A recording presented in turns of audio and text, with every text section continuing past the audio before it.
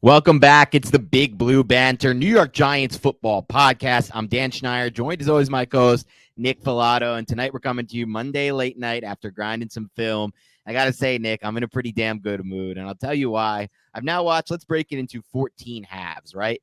7 halves of Giants football, 7 halves of Giants offense, 7 on film, 7 halves of Giants defense on film. They've had 7 games. That's 14 total.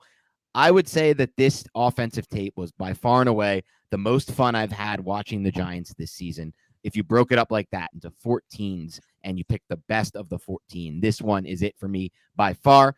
We'll talk about it a little bit more as we go through. Daniel Jones in complete command of the offense, more so than any of these other games, and that says a lot given the command he was in against the Packers and the Ravens. Honestly, the times the Giants did get stopped in this game offensively, you look at the tape, and you say, and we'll go through it, and you say, well, they could have got a first down on this drive, both multiple times, and there weren't too many times where they got stopped, but on those times, they could have easily got a first down. They got penalties to back them up and then still almost got out of it. And so it's going to be really fun to watch this film tonight, Nick. I'm really excited for it. But I do have something this week. We don't have to have it every week, but I do have something this week I learned from watching the tape. And I wanted to go over that first to kick this bad boy off. But before we do that, I wanted to know, did you have as much fun watching this Giants offense completely control the ball in full command? And where would you rank this, watching just this, if we broke it up to 14s, the Giants offense against the Jaguars, week 7, where would you rank that as far as just pure fun watching the Giants so far this year? So this season, Dan, I always have fun watching the Giants because it has been horrendous over the last several years. Essentially, since you and I formed this tandem together, this team has just been terrible. But I would say it's up there. I'm not sure if it's 100% my number one. It might be, though. I feel like there was a lot of unique yet simple play calls from Mike Kafka. And specifically, I'm talking about that final drive that we'll go over here in a little bit, where they ran the same play call and play design 8 times on an 8-play drive with a couple adjustments based on the play, like just a bunch of power runs with an extra offensive lineman just running the football directly at the Jacksonville Jags and saying, you can't stop us. And then they stop him one time for a 2-yard gain. And what do? They naked bootleg Daniel Jones like they did against the Chicago Bears for 2 touchdowns. And I did a little breakdown on Twitter about that.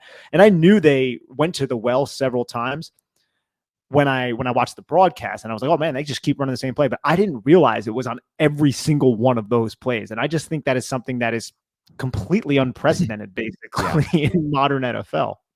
Yeah, it really is. And it's not even it was amazing to watch that happen, right? It's amazing when you watch it back. You see the offensive line completely wearing down a defense. You see the Giants, doing things that you don't see from NFL teams. Dan Orlovsky did a breakdown of it today. But I think in addition to that, throughout the game, we saw a lot of interesting moments where eye candy became a big factor in why the Giants are able to move the football. We'll see it as we break it down. We'll flip to that end zone angle on a bunch of these that I have written in my notes and earmarked, Nick.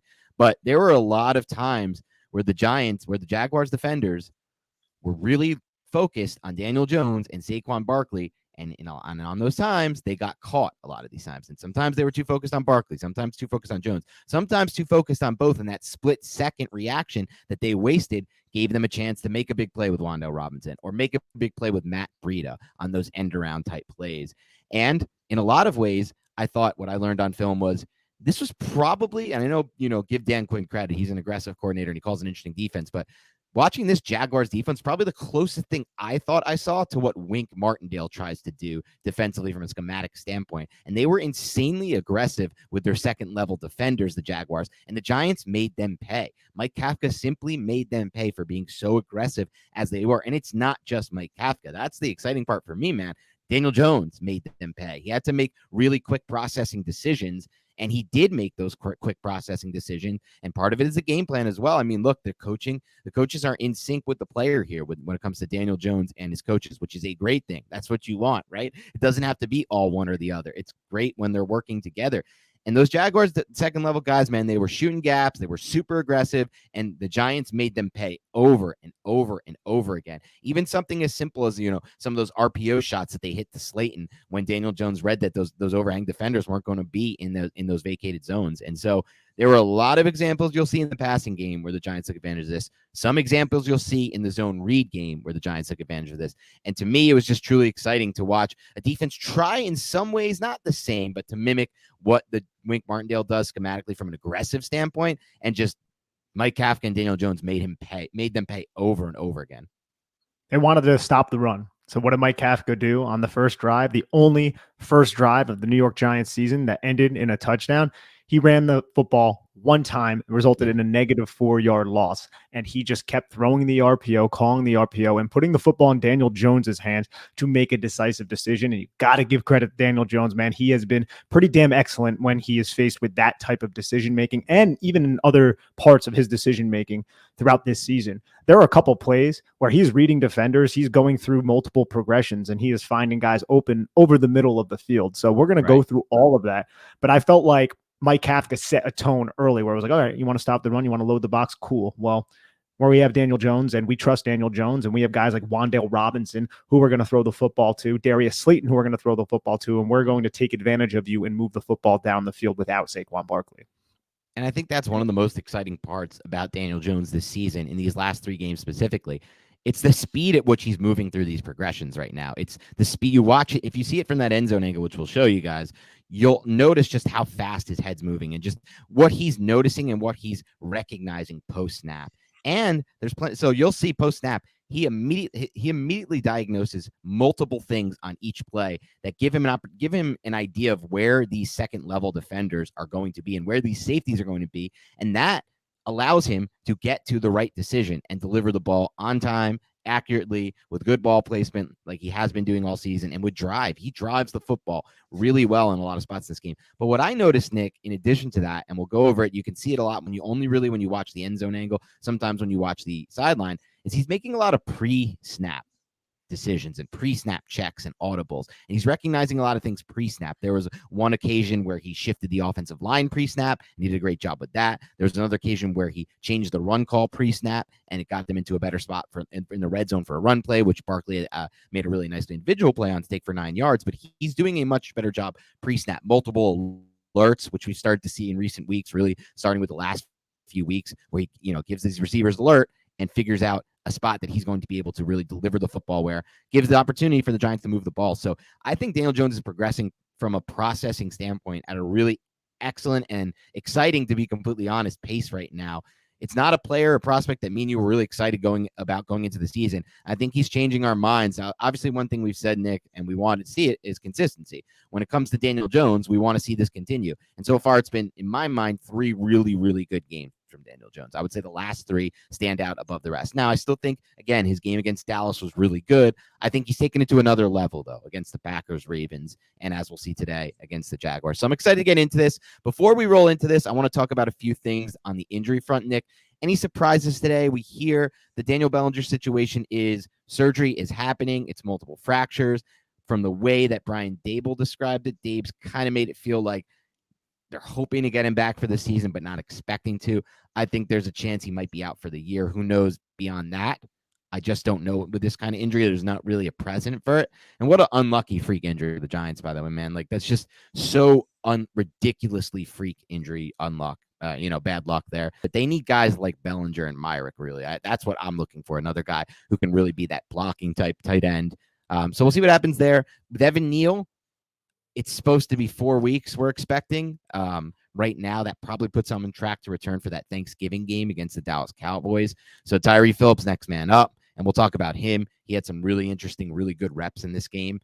And maybe Matt Parrott can work his way into the mix.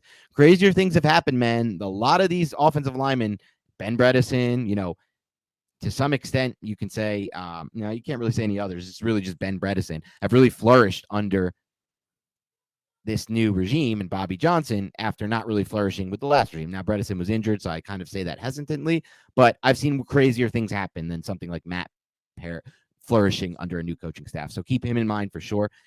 And on the Bredesen front, we didn't get much. It's week to week. Again, he was ruled out immediately, so I would assume that that's going to be a multi-week absence from Bredesen, which is a shame as well. There were some really good moments for Ezeudo in my mind on the tape, but there are also some really bad moments, specifically in pass protection with Ezeudo. And I worry, Nick, that a lot of this progress they made in the pass game, I'm so worried about will these injuries, will having to play Ezeudo and Phillips really change what they want to do offensively from a passing game standpoint, because they're really starting to click in the passing game so well. And so it does kind of, I hope it doesn't happen, but you'll see the moments when we go over the film in a moment here, Nick, where, and I'm not Nick, I mean the listeners, where there are some bad moments with Ezeudo where the Giants might not want to put Daniel Jones in that position. And Phillips, not so much, but really for Phillips, the only ones I really truly noticed were when he was just not really fully aware of the play call. There was one play where he's just standing kind of out in space, no one around him. And it's just like, all right, well, you'll see that. And there were a couple plays pre-snap, I thought, Nick, where, or at least I noticed, Nick, where Ezeudo was kind of like looking around and he's pointing and he doesn't know where to be, and then he misses one completely and there's like a free rusher. So that type of stuff is going to happen when you start to replace offensive linemen with backups and the chemistry is gone. They're not blocking together. There's no actual live game reps. So that's one of the big negatives. The drop by, the drop by Marcus Johnson on the 4th down, Ezeudo should have took that assignment. It looked like, at least judging by the front, that the defense went out there and he overlooked it, and the guy just went right in on Daniel Jones. I don't even know how Jones got the football off and actually put it into an accurate, catchable spot. We'll go over that play. But Dan, I wanted to bring one thing up before we get into the film. Sure. You would say the Giants, these rookies this season, have had a pretty damn huge impact, right? Yep. Every single one of them, other than Micah McFadden, I guess you could say Ezeudo, who did deal with an injury, has missed games with injuries. It's kind of ridiculous when you think about it. Yeah, it really is. They've lost their entire class at some point due to injuries. Neil Thibodeau, obviously Ezeudo, Wan'Dale Robinson. No, Ezeudo's the only one that didn't. But didn't Ezeudo get a little hurt at one point? He was dinged up, and he might not have dressed for one game, so you could group him in for that. But either way, the Giants, I think, we're going forward with Bredesen, Wan'Dale, Cordell Flott, obviously McKeithen, Darian Beavers. Yeah, it's wild. Belton. Yeah, exactly. It's actually unbelievable how injured they got with this rookie class. And it sucks too. Now with Bellinger, obviously we forgot to add him. That's the saddest one. It sucks too because they were producing, like pretty much across the board. They were producing too. So the injuries have been really bad. I saw something today. I think LPG, license plate guy, posted the Giants are lost, or the 3rd or 4th most injured team this year, according to one metric. It just sucks. It's just like, and the Eagles were the least injured team, according to that metric. So it's just like, you never know. If they were just as healthy as the Eagles, how would this team look at their full strength? But, we'll get in. It is what it is with the injuries. There's nothing you can do about it. But we'll get into the tape in a second. I want to go over some interesting stats before, and just to see if you have any reaction to any of them, Nick. The first one would be the Giants, and these are all courtesy of Jeff Kerr. CBS Sports' Jeff Kerr, who wrote a really good article today on the Giants' surprising 6-1 start and dropped in a lot of interesting stats. So check that out. There's a few others I'm not going to go over if you want to see more. So this is the one that stood out the most to me. The Giants are 4-1 this season in games in which they've trailed in the 4th quarter.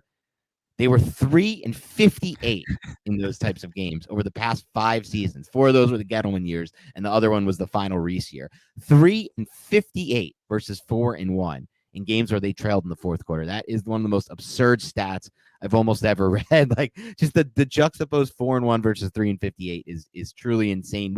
We felt it as fans and as analalists. Like, we felt it during the back end of the Judge era and during the Shermer era and the McAdoo era. You felt it the back end of the McAdoo. You felt like we're always going to lose these games, right? We always kind of felt like we were going to find a way to screw it up.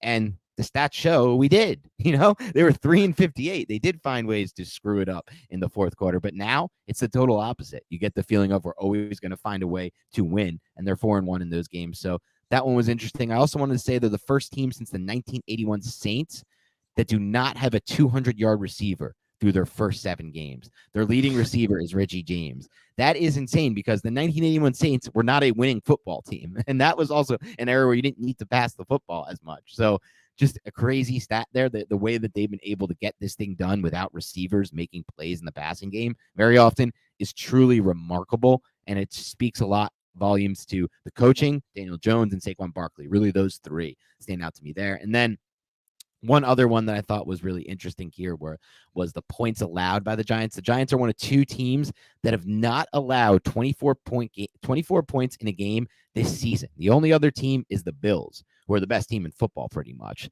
New York is 6th in the NFL in points allowed per game at 18.6, despite being 31st in interceptions with only 3 and allowing 5.7 yards per attempt. So they're dead last in interceptions and dead last in rush defense per attempt.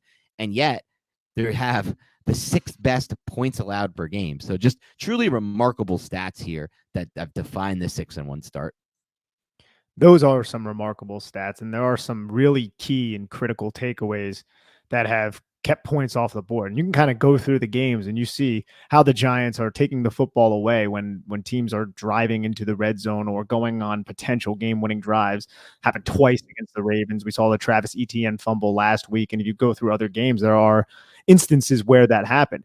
That's not completely sustainable, but I still think this Giants team is legit. I don't think this Giants team is fluky. I don't think the fact that these Giants players are coming up with these fumbles and these turnovers constitute a fluky type of team. I just think it constitutes a team well coached, well prepared, and a team that really is taking advantage, like we've said all week, Dan, taking advantage of their opponent's mistakes. And that's what the Giants are. They don't beat themselves, and they take advantage of their opponent's mistakes. That's their MO.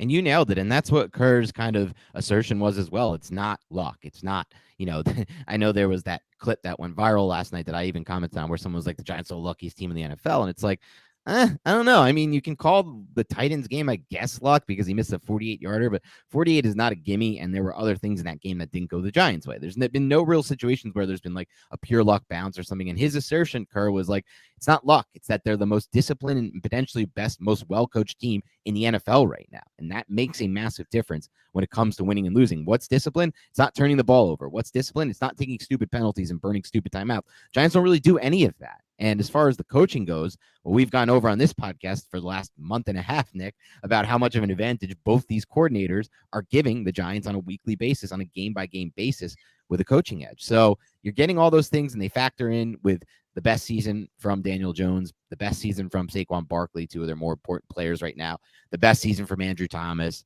the best season, from Dexter Lawrence. So it's a lot of things circling into place right now. And they have all these injuries. Like on top of it, they're not even anywhere remotely close to fully healthy. And they're still finding a way with just that next man up mentality.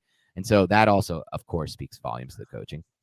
It's best season for so many players right now. And I remember we said that like 2 years ago during the 2020 season, because Jabril Peppers and Blake Martinez and Leonard Williams all had their best seasons. And that was valid. But right now we're seeing something totally different because all the players you named, and you could throw Dexter Lawrence, you could throw O'Shane Ximenez, you could throw Xavier McKinney, which his career trajectory kind of aligns with that. But then you got Adoree Jackson, who honestly, after watching the defensive film, I can already give the spoiler. He's going to be my best player. He was absolutely freaking phenomenal, Dan, in that game.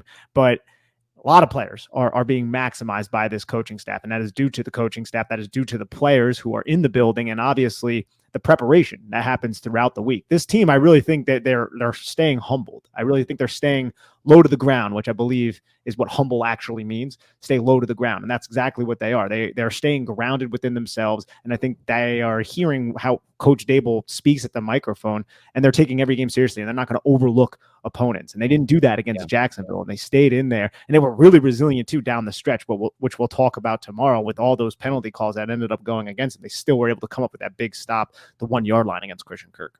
And I like, Nick, that the Giants are underdogs again going into this week, and that they've been 5-0 as Vegas underdogs this season. And I just think it's just some weird mental side of things in sports where if everyone's counting you out, you're playing your best because of it. And when you are that team that's expected to win every week, it's easier to have that letdown game where you play down to your opponent. So I hope that they continue to get no respect, the Giants, despite obviously deserving it. And so we'll see what happens. But this week, once again, they're dogs. And honestly, I don't blame Vegas for making them dogs. Seattle's a really tough place to play, dude. And I am very nervous for this game watching Ken Walker film this week because for fantasy, I've been watching some Walker, man. And the way that they've run on the perimeter with him versus what the Giants are able to do defensively on the perimeter, it is scary stuff. Now, they're going to catch a break. Most likely, Metcalf isn't going to play. It's a huge break for the Giants. But the way Geno's playing football, and the way they're running the ball with those two rookie tackles playing so well, I'm very nervous about that. And the sad thing is, if the Giants caught the Seahawks just literally 3 weeks ago, it would be a so much better time because in the last 2 weeks, and the stats back this up, and I haven't watched the film of their defense. I mean, you might have seen a little bit, but I've heard this from people who do cover them and grind the film. their defense has taken a massive jump over these last 2 weeks. So the stats back it up. The film backs it up too. And so they're kind of catching them at a bad time from that standpoint because they're playing good ball on both sides of the ball. But it's going to be a great game, and it's tough to play in Seattle. I'm excited for that. Every game's so exciting now. But let's dive into the offensive film here because there's a lot of fun stuff to uncover against the Jaguars. And we'll start with this 9-play, 75-yard touchdown drive. As Nick alluded to earlier here, this was the first opening drive touchdown for the Giants. And we start this bad boy off with the Jaguars showing their attentions right away with just a pure 7-man box. Looks almost like an 8-man box with that end of the man. And they're just like, you know what? We're coming out. We're trying to stop the run. We're not going to let you beat us with Barkley. So Daniel Jones says, okay, here we go. I'm going to use the RPO, and I'm going to rip this ball into Slayton. And you could see off on the snap that he does an excellent job reading 33 and where he goes post-snap and understanding that that window is open for Slayton. And that's a tight window, too, because 52's arm gets shot right up in the air. Daniel Jones hits Slayton right on that upfield elbow right there. Perfect pass, hits him in stride. And the Giants did this a lot this game, just RPOs. Daniel Jones is very decisive with plays like this, taking advantage of Devin Lloyd, who actually didn't really bite too hard. He tried to stay in position, knew he was the read defender. It just wasn't enough. Yep, and he drives the football there, Jones. And then we have this 1st and 10 play where the Giants run play action. And this is another example of the Giants running a 2-man route with extra guys in pass protection. This is something they've done a lot this season. Either you'll use these backs or tight ends to block and chip. And they like running these plays, especially because they are, this run first team that has the identity of you better stop Saquon Barkley. So they know they can get open these routes open. And Daniel Jones drives a nice ball here. Unfortunately, Darius Slayton drops it. Yeah, Darius Slayton drops his ball. You got to look too. The Jags have 5 guys on the line of scrimmage. Like you said, their intentions are there. They have 3 guys who are essentially in the box. One is a little bit outside of the tight end to the field side, anticipating some sort of run to the strength. Giants do play action, and there is a throwing window there. It's just Darius Slayton has to corral this football. It's been an issue throughout Darius Slayton's career. He ends up having a drop a little bit later in the game. Got to catch that, but the Giants end up making it not that big of a deal throughout the rest of the drive.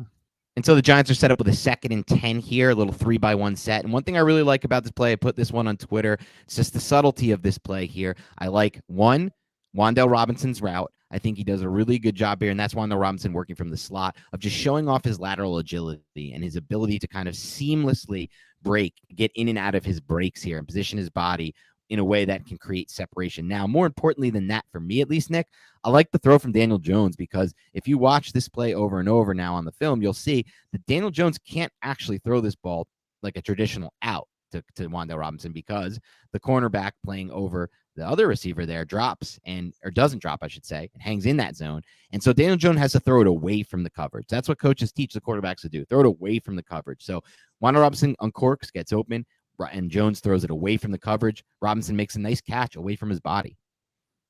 Makes a great catch away from his body. And if you see, you have Wan'Dale Robinson, you have the three receiver side. Who is the closest defender to Wan'Dale Robinson? There's no one there, right? You have the end man on the line of scrimmage, Trayvon Walker, dropping off to match Wan'Dale Robinson's speed with Wan'Dale Robinson running a stick route towards the number 2 defender. And Daniel Jones, this is a great throw from Daniel Jones because he, like you said, does not want to be led into that defender. And great adjustment by Wan'Dale Robinson to set the Giants up in a 3rd and 3 situation. And also look at that right there. Saquon Barkley in pass protection against Devin Lloyd, uproots him. Devin Lloyd kicks his feet in the air like that. That is excellent to see by Saquon Barkley, man. His game as a pass protector has progressed so well under this new regime. You could talk about his processing. You can talk about his ability to get vertical this year, his pad level that he's running with. And a lot of those things are true that Saquon Barkley has done a great job in all those areas. But the area that he's improved the most in is actually his pass protection because he took a massive jump in his pass protection. And so as you'll see here, the play that we're just going to run here, thought it was a good job by Jones. The Giants actually ran a play that they had success with here, at least earlier last game with all these mesh routes over the middle of the field. Last week, we saw Daniel Jones wait and operate from in the pocket, and Marcus Johnson got open. Here, I thought he made an even better decision because it didn't look like anything was going to get open. And so what did he do? He decided to just break free, run, and pick up the first down with his legs and some extra yardage there too. Yeah, we went over that play too on the All-22 where everybody is going over the middle field. You pause it right here. Look how much traffic there is over the middle field. Daniel Jones can easily diagnose that this is man coverage. And then you also have Matt Breida in pass protection here. Watch how he takes 23 and just steers him away from the pocket, allowing Daniel Jones to step up and pick up 14 yards with his legs. And one thing, and run that back to the beginning and pause real quick if you don't mind, just to the very, very beginning of that play. One thing I do want to add, though, before even saying this is, it is interesting to me, Nick, that both Saquon Barkley and Matt Breida are basically having career years as pass protectors. Like, because Matt Breida didn't come into this thing known for his pass protection. We all know Saquon Barkley struggled with pass protection. But I think that says a lot about the coaching and just, like you said, like you've always said, Nick, the buy-in of these players to what the coaches are preaching in this offense. Yeah, they have bought in so well, man. Fully. And I'm so excited about it. And then flip that back to the beginning of the play, because if you go to the very beginning of this play, you'll see that Daniel Jones, it's right at the beginning. He goes down and he tells John Feliciano something, and that changes the protection. And that was really cool to see. Daniel Jones kind of have that veteran move there of seeing something pre-snap, noticing it, getting down, crouching down, telling John Feliciano something that they changed the projection. And then after the snap, you don't have an immediate blow up. How many times have we seen in the past for the Giants with their worst offensive lines an immediate blow up? Right away, the ball's snapped. There's a player right in the quarterback's face, and none of this happens. There's not, and then again, look, ultimately there was nothing open in man coverage here, and Jones decided to run. But maybe if he doesn't change that protection pre-snap based on what he sees, there is an immediate blow up there. And this play never gets off. And Daniel Jones doesn't have time to go run the ball because he's sacked in the backfield, or somebody pressures him right away and he throws it away. So I just thought it was cool to watch, as you're seeing on the screen right now. Daniel Jones see something pre, change the protection, and then Feliciano obviously does a good job of communicating it to the rest of the line.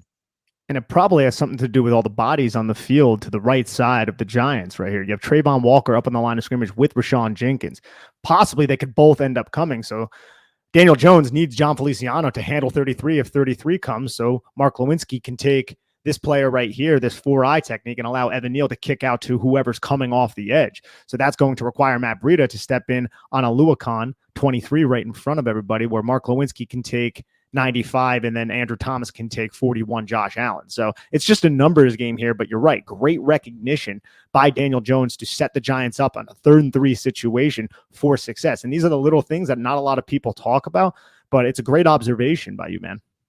Yeah, and I'm happy that he's doing this now, man, because it hasn't always been like this during his career. And so it's just great to see him be more confident in his ability to do things like change pre-snap protections and, alert his receivers like you're seeing there. He calls an alert here. You thought he would get something here. Unfortunately, the Giants weren't able to get something, but that's okay. It ends up being, as you can see, Daniel Jones there touching his helmet and him looking at the receivers. Does throw a pretty nice ball out here to Wan'Dale, but the Jaguars actually displayed this one pretty good. Yeah, for those listening, it's a 1st and 10 play where Daniel Jones alerts to the 2 receiver side, which is the field side of Wan'Dale Robinson, just to run down the line of scrimmage and have Marcus Johnson set a pick. Marcus Johnson doesn't make any contact, and the Jags defender kind of works right underneath it, does a really good job not being contacted by Marcus Johnson, and the play ends up going for 1 yard, I believe. 1 yard, yep. And then we have on the 2nd and 9 situation, man coverage or 2-man coverage, it looks like. Or no, just man coverage. A little high-low they tried to get going here. This was a very risky throw, probably my least favorite of Jones the entire day. But also, what you'll see, which is interesting, if you see it from the end zone angle, the Jaguars defender literally makes textbook definition helmet-to-helmet contact with Daniel Jones. Why does this matter to me, Nick? Because, dude, helmet to helmet is like the one thing they're trying to get rid of as far as roughing the passer. It's like the clear-cut obvious one. They don't call it here. There's no penalty. Later in the game, Dexter Lawrence pulls Trevor Lawrence by his jersey down, and that's a pass interference. There's just no consistency right now with this rule. I really like the little rant, the post-game rant that Frank Clark had, or I think it was Clark, or one of those Chiefs defensive line, maybe Chris Jones had a couple weeks ago. I think it was Chris Jones, actually, where he was like, let's make it reviewable, right? Let's make roughing the passer reviewable, okay? Because there are things you want to get rid of in this game, and one of them is this. You don't want helmet-to-helmet contact on any player, let alone a quarterback. But pulling a quarterback down by his jersey like Dexter Lawrence did on Trevor Lawrence, that doesn't matter. If they reviewed that, they wouldn't call it. And so there's no consistency with this rule right now, and unfortunately, it's impacting the game. It's impacting the game, and it's just unnecessary, too. Like this right here, that is straight helmet to helmet. That is the clearest cut penalty that should have been called against number 98 of the Jacksonville Jags. And for whatever reason, it was overlooked. And I wouldn't be as mad if there weren't just such dubious calls in such high leverage situations against the Giants later on. But I want to also highlight on this play for those watching on the YouTube. as the old people would say, Evan Neal. So the one technique goes right into the B gap through the outside shoulder of Mark Lewinsky. And I believe Mark Lewinsky kind of ends up giving up here because he thinks a looper is coming. You could see how Mark Lewinsky's eyes go like maybe there's somebody coming from the middle. And then Evan Neal does a really good job here taking Josh Allen, because you could see how Evan Neal steps to take 98, and then he realizes, or that's not Josh Allen, I meant Trayvon Walker. He takes Trayvon Walker here and just rides him up the arc to allow Daniel Jones to get this pass off, which is completed, even though it was a risky pass, to Wan'Dale Robinson for, I believe, like 4 yards. But Lewinsky ends up just losing around his edge because I think he might have anticipated a looper coming from somewhere just by the path of where that one technique initially went. Yep. Exactly right. And like you said, it does end up being a really important 4-yard gain, as we'll notice in a second, because we see something really good on this 3rd and 5, again, in my opinion, from a processing standpoint from Jones. And that's him recognizing the hot route pre-snap, something that he struggled with at times in his career earlier, and something that a lot of young quarterbacks struggle with across the NFL. I see this all the time, is blitzers coming free and the quarterback not having the right hot read. In this spot, he makes the right decision pre-snap that the place to go with the ball, the hot, is actually Saquon Barkley. That's going to be the open receiver. It's not the slot, even though the blitz is coming kind of off the slot. It's Saquon Barkley here. And he understands there's no one the Jaguars have to account for him. And so gets the ball right out. And it's a tough ball to get out. Like, there's pressure right in his face. He has to catch that snap and really release that thing quick. It's one of the quicker releases you'll see from Jones, who's not typically the quickest release quarterback, but does a great job here just catching the snap, getting it out, understanding what the hot read is here. And Barkley, obviously, as you can see, when he puts that stanky leg on and makes that cutback that we've seen at times this season, does the rest. But this is a really good example of Daniel Jones recognizing pre-snap where to go with the football against the blitz. Such a good juke move by Saquon Barkley there. And then that sets up a 1st and 10 where the Giants runs a counter run with 2 pullers. We'll see right here. Counter essentially means that initially it looks like the run is going to go in one direction, but it goes in another. As you can see, Saquon Barkley steps to buy time one way, and then Daniel Jones just puts it right into his belly. Saquon Barkley doesn't really have a lot of room to go anywhere, kind of gets blown up. This is a play that the Giants had a lot of success running against Tennessee, but it goes nowhere. And this is the only run that the Giants executed on this first drive, which set up the 2nd and 14 touchdown pass at Darius Slayton. Yeah, and as you'll see on this touchdown pass, Daniel Jones looks left, recognizes what he has on the right side of the field, and just throws an absolute dime ball here. Despite safety help on that side of the field, he, at this point, trusts Slayton so much to win this route. And this ball is just really, there's not safety help, though. The safety, it goes to cover one. Right. The safety is actually the middle of the field there. Yeah, so pre-snap, the Jags are in a 2-high look, and it's a man coverage across the board, so it looks like 2-man under, but the boundary side safety rotates downward, a buzz type of situation to mitigate an inside slant from Marcus Johnson, who is the lone receiver on that side of the 3-by-1 set with the wing, or to try to intercept any of the crossing routes from Wan'Dale Robinson or Chris Myrick if he were to run that. But instead, what happens, it transitions the defense to cover 1, which gives Daniel Jones, and Daniel Jones, you can see it from the end zone angle. Daniel Jones confirms this post-snap too, Dan. He looks at the safety right as he catches this ball, which he confirms cover 1. I have a 1-on-1 matchup, throw the football. See that right there? Yep. Daniel Jones catches the ball and his eyes go directly to the safety. He sees the safety buzz down, knows that the other safety is going to be now a middle of the field closed player and not a deep half player.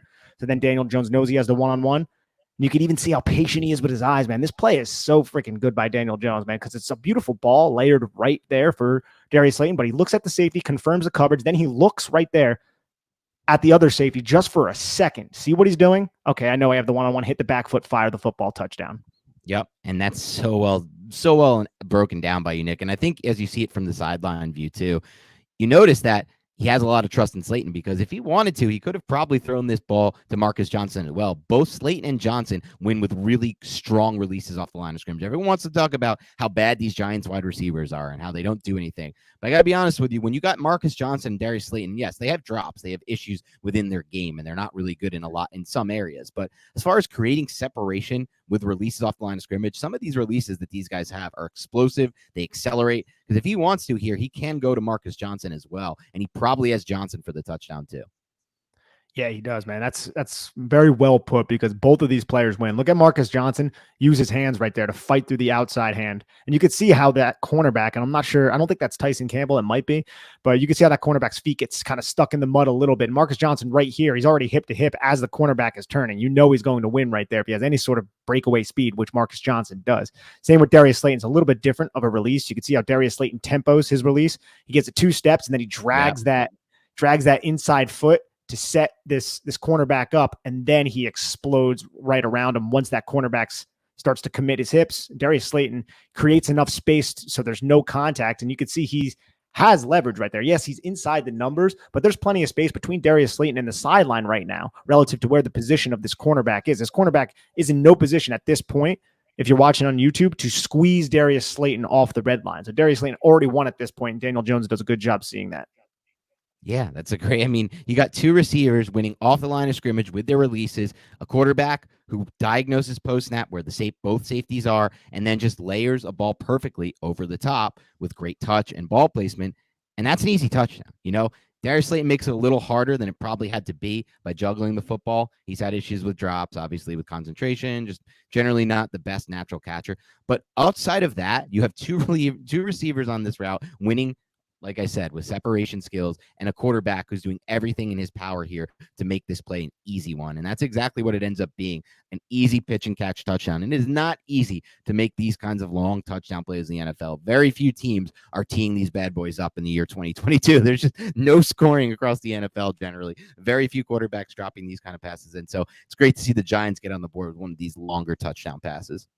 We also see Saquon Barkley. He doesn't deliver a huge hit, but he just gets in the way of the blitzing linebacker. And I thought this was a unique coverage, too, because you had man coverage from both the outside cornerbacks for those listening on podcast. But Wan'Dale Robinson has a guy directly over the top of him. Everybody's in a press alignment. That guy directly over top of him sinks to a curl flat area. Wan'Dale Robinson runs over the middle of the field. And then the backside, not even end man on the line of scrimmage, but a backside defender who looks like he's blitzing, drops off to the middle hook along with another defender to kind of occupy the middle of the field. So it's not even true man coverage, but the man coverage that was executed was on the outside where both the New York Giants wide receivers ended up kind of toasting these 2 cornerbacks.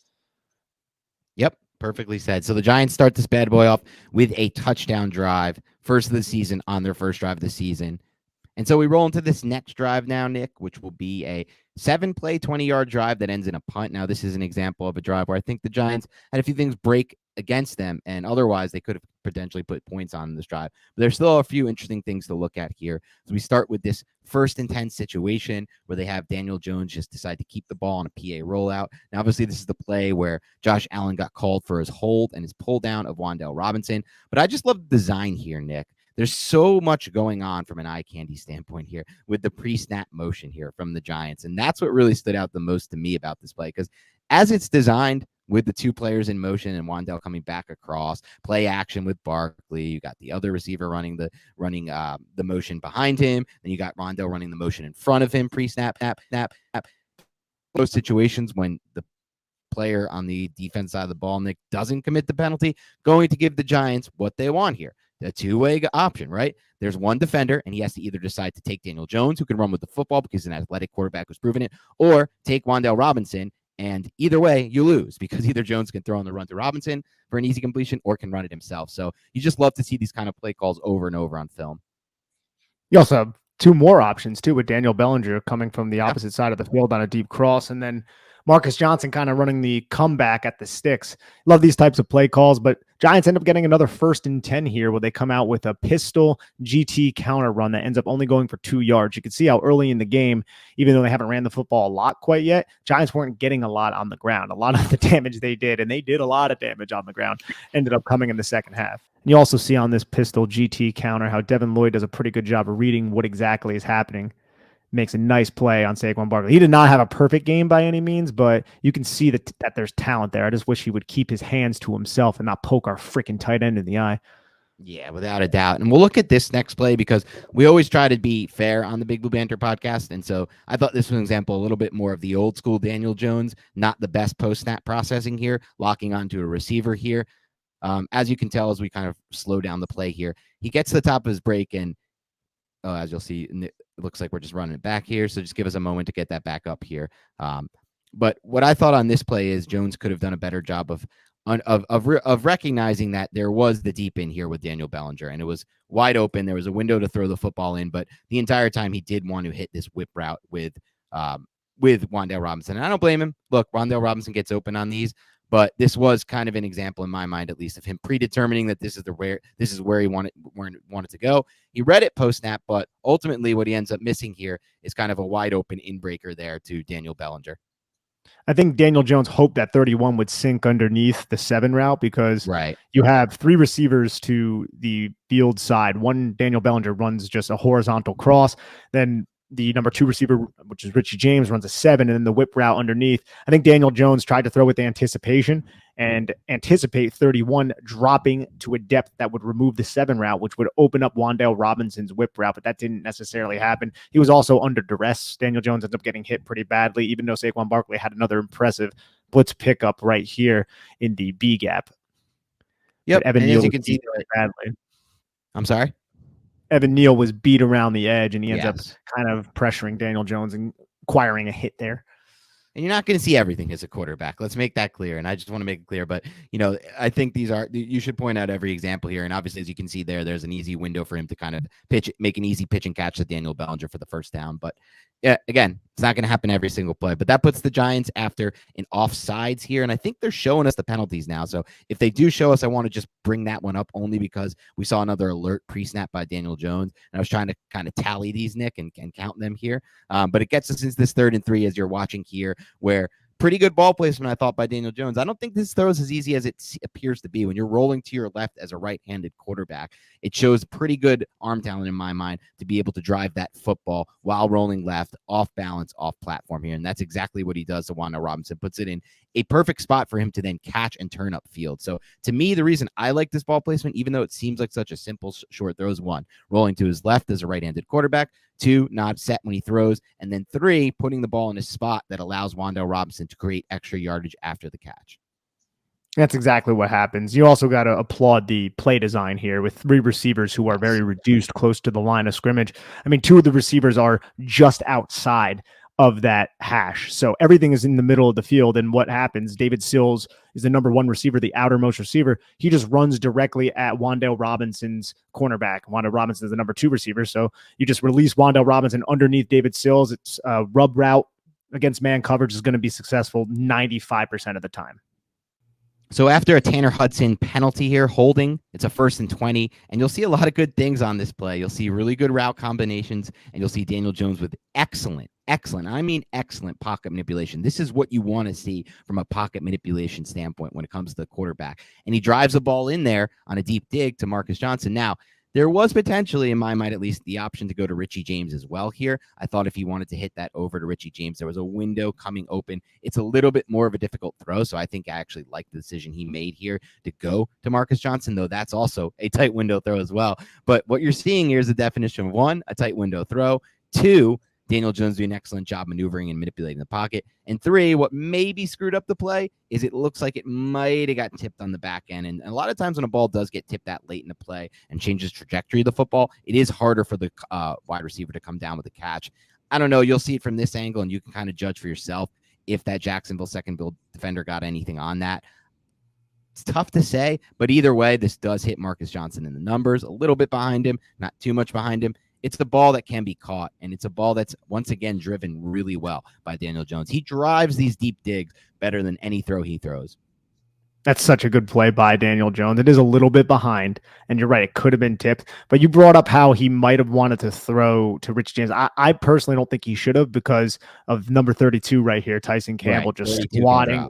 Yep. But look at the route concepts that are used here. Because you have a double in, you have a 3-by-1 set. You take Daniel Bellinger, you chip, and then you run him on a drag, which is going to occupy, because it's a Tampa 2 defense. Tampa 2, it's essentially just cover 2 zone, only the Mike linebacker drops to a really deep depth. So both of the in routes are going to work underneath the Mike linebacker, who is Devin Lloyd. And you can see that if you're watching on the YouTube right now. Both Richie James breaks on the horizontal cross, and then you have another in right behind him from Marcus Johnson, which is going to create windows through these middle hook zones. And especially since there's 2 routes, that are underneath those middle hook zones. So those middle hook zones are dropping to a depth, and now they're being enticed to come closer to the line of scrimmage by Daniel Bellinger and Saquon Barkley, who are both releasing the routes. It's essentially a high-low type of situation, only over the middle of the field. And here, I feel like the Jacksonville Jags do a really good job not taking the bait on Daniel Bellinger and Saquon Barkley, but still Daniel Jones is able to deliver a catchable pass to his receiver, but Marcus Johnson had a rough day.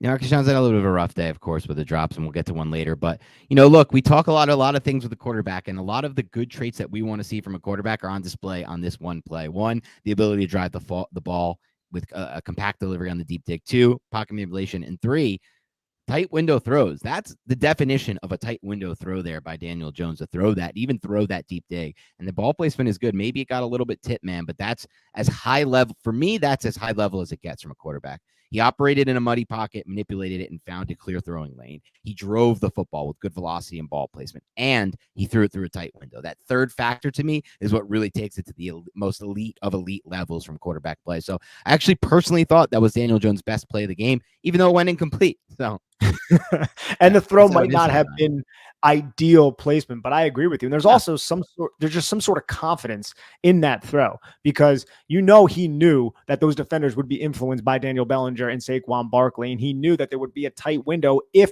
Devin Lloyd dropped to the depth that he did in the Tampa 2 type of coverage, which exactly what Jacksonville ran. And they ran it a couple times in this game. But the next play was a 2nd and 20, just a 6-yard screen to Saquon Barkley that I briefly showed. Let me add back the 3rd and 14 where the New York Giants. Let's do one quick thing on the 2nd and 20, Nick, from the end zone angle. We don't have to point out all the bad stuff, but it wasn't exactly the best rep from rookie Josh Ezeudo here, who before the snap looks like he's a little uncertain and then kind of just gets forklifted there a bit. Backwards and taken off his feet before they throw that screen. As you'll see, he's kind of a little bit out of place and then just gets pushed back. So does a decent job, I guess, kind of holding his ground, but that's not the type of rep you want to see, and he gets pushed back into Jones there at the end.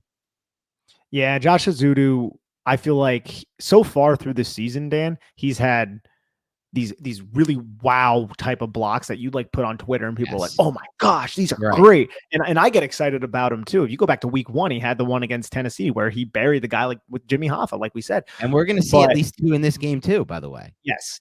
But they're all in the run game. They're all in the run game, and his pass protection, I feel like the anchor is something that he still struggles with, handling power. People get underneath his pads, they churn their legs, and he concedes some ground. He gets put on ice skates a little bit, and that's something that I feel like in time he can rectify with, some little bit more experience, a little bit more strength. He's still just a kid. Yeah, exactly. And we'll see that. He will get better. It's just a matter of how fast, because they're going to need him to get better really fast right now. You get to this 3rd and 14 here, where I thought it was a pretty interesting look pre-snap, a lot of pressure there. Everybody kind of on the line of scrimmage there, almost like a Wink Martindale-esque pre-snap look from the Jaguars there. And we'll run the tape here on a play that ultimately leads to a punt. And you can also see what 49 is doing, Arden Key right here, who ends up tipping this ball, I believe. He's just spying Daniel Jones. So Jacksonville and these defenses are starting to respect Daniel Jones, because the Giants are in an empty set with 2 wing backs.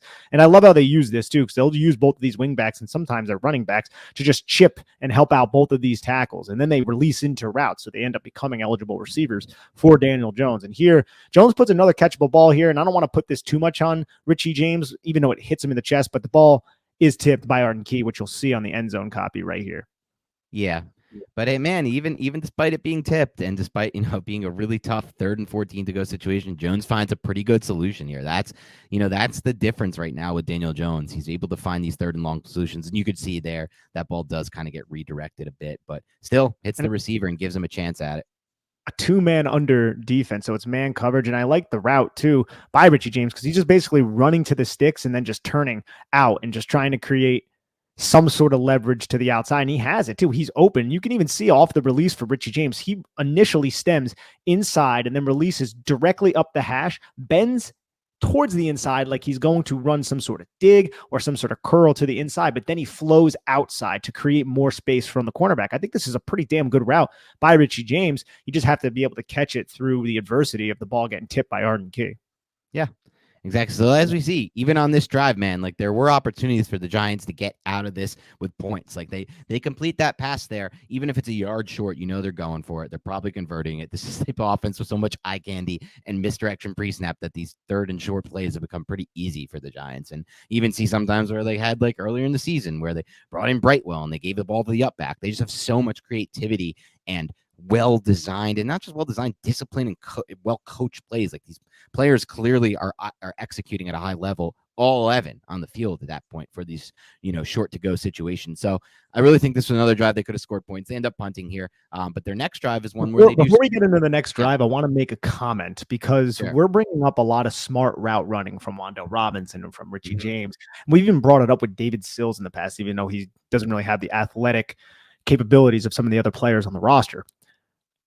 I feel like the New York Giants are constructing this roster in the exact opposite manner that most people who cover football or think about football would construct it. Like, yes, you want to go out there, you want to get the most athletic, all these game breakers, but the Giants are literally just looking for guys who are smart, who know how to run routes against certain coverages, against all the coverages, against man coverage with outside leverage, man coverage against inside leverage. I really think there is a lot of freedom within a lot of these plays. It's definitely not as scripted. Like the choice route thing isn't just like, I have a two-way go. Am I going to go inside or am I going to go outside? I think there's a little bit more to it. And even like the little play we just went over with Richie James, a lot of receivers might not do that, might not know to angle inside, to turn inside, and then to flow outside to create that space. It's very subtle, and it's not rocket science or anything, but Richie James is one of these players who consistently puts himself in a position to catch the football. And I think that's something that appeals to Brian Daboll. It's not just who's the biggest, who's the fastest, who's the strongest.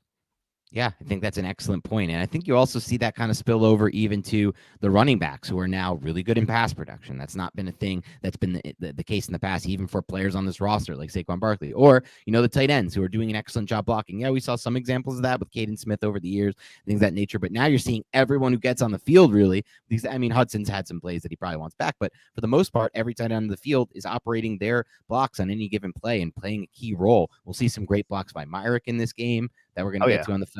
Yeah. So like you said, it's crazy and weird to see a team like take so well and so fast to the coaching, but that's been a big factor in why the Giants are able to win these games because they play like a team. Now, I know people always say that and sounds so cliche, but it's actually kind of true. When you watch it, you can kind of see it. So this was a 9-play, 60-yard field goal drive. Just starts off here with a zone read we can just run through. Unfortunately, this was the play where Evan Neal did get hurt on. Yeah, you hate to see it too. And we had Ben Bredesen get hurt a little bit earlier as well. So at this point in the game, after this play that we're showing right now, 2 of the starting Giants offensive linemen are down on the road against an underrated Jaguar defensive front. And I think that's something that has to be acknowledged. This is just a simple zone read run where Daniel Jones ends up giving the ball to Saquon Barkley, goes for 5 yards in a double Y set.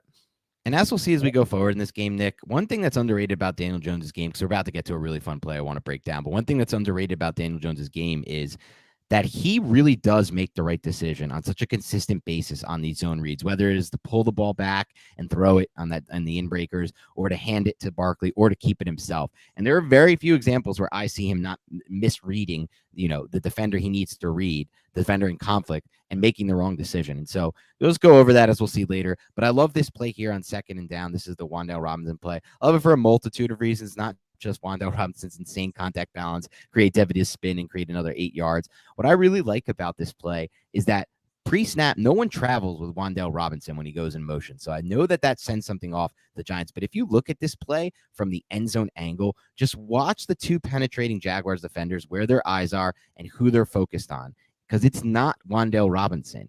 And it shouldn't be. It's Daniel Jones and it's Saquon Barkley. And just those 2 steps there from 95, I believe it is, hard to see in this, and then the other fender penetrating through. Just those early steps, just that one hesitation, right? You just don't know who it's going to go to. Now you have to break back. Now it's too late, right? You're committing all the way to Jones and Barkley on this, as you should. And it's too late. By that point, Wan'Dale Robinson has the football, and who's left to stop it at this point? Once he gets the ball, as you'll see from this end zone angle, there's really not much left. Andrew Thomas potentially is out there trying to make a block, and he doesn't, and that defender, I think, eventually gets in on the play. But it's just so cool to watch. They have 2 penetrators here, the Jaguars, and there's so many examples of this on this film, of the Jaguars getting upfield penetration, but just having their eyes on the wrong guy for just a second too long, and by that point, it's too late. And we saw on the previous play, it was a zone read to Saquon Barkley for 5 yards. Right. It's something Jacksonville just saw. And it also looks like Jacksonville's bringing the pressure here. It's not like they're just like, oh, they're going to run the football. So it was well timed from that standpoint, because 23, who would have ended up being the linebacker, which was a safety, the star in the box to flow outside and get Wan'Dale Robinson, penetrates right through the A gap that is away from Wan'Dale Robinson. Now it's the A gap towards Wan'Dale Robinson, but the guy has no chance of making the play on the football here. You can see if you're watching YouTube, Wan'Dale Robinson has the ball, and now you have 3 Jags defenders who are almost in the backfield, at least 2 that are definitely in the backfield, and Wan'Dale Robinson has the ball. It's going to take them a split second to realize what the heck is going on, and you do this from a double Y set, Dan, to the field. Both of those tight ends just end up blocking. And they both go out and they pick up both of the contained defenders out there, with Andrew Thomas kicking from the play side into space to take the safety. So Chris Myrick kind of drives the end man on the line of scrimmage outward, and then allows Wan'Dale Robinson to cut back inside. The defender does a solid job boxing Wan'Dale Robinson inside, but it doesn't really matter because Wan'Dale Robinson was quick enough to get around and evade him. And this is just an excellent individual play from Wan'Dale Robinson. And these are the types of plays that we envisioned when the Giants made this guy a second-round pick.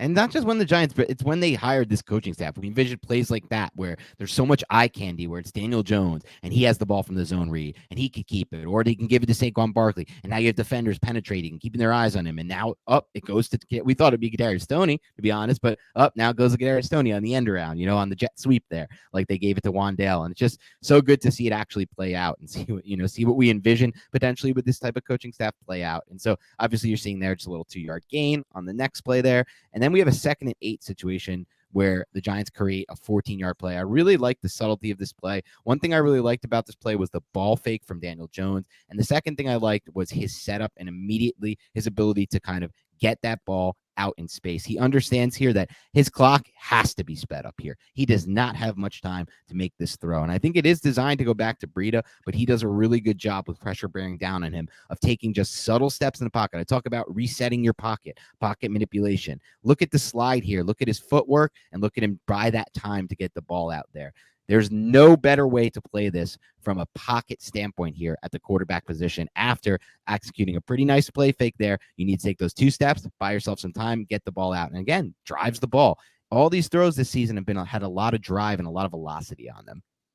It's a 14-yard gain to Matt Breida off the play action. And you're right, this was supposed to be not a misdirection, but it's a play action, get Matt Breida in the flat. Daniel Jones is going to act like he's rolling out to the field and then just set up and throw it back to Matt Breida. Nobody went after Matt Breida. And then you finally have a defensive lineman try tracking him down. You could see on YouTube, Matt Breida just puts him in the, not a spin cycle, but just jukes him out like crazy right here. And then you see Daniel Jones just take a pretty vicious hit, knocked on the ground. Took a lot of big hits in this game. He takes a lot of big hits in a lot of games. But it's such a good design, man.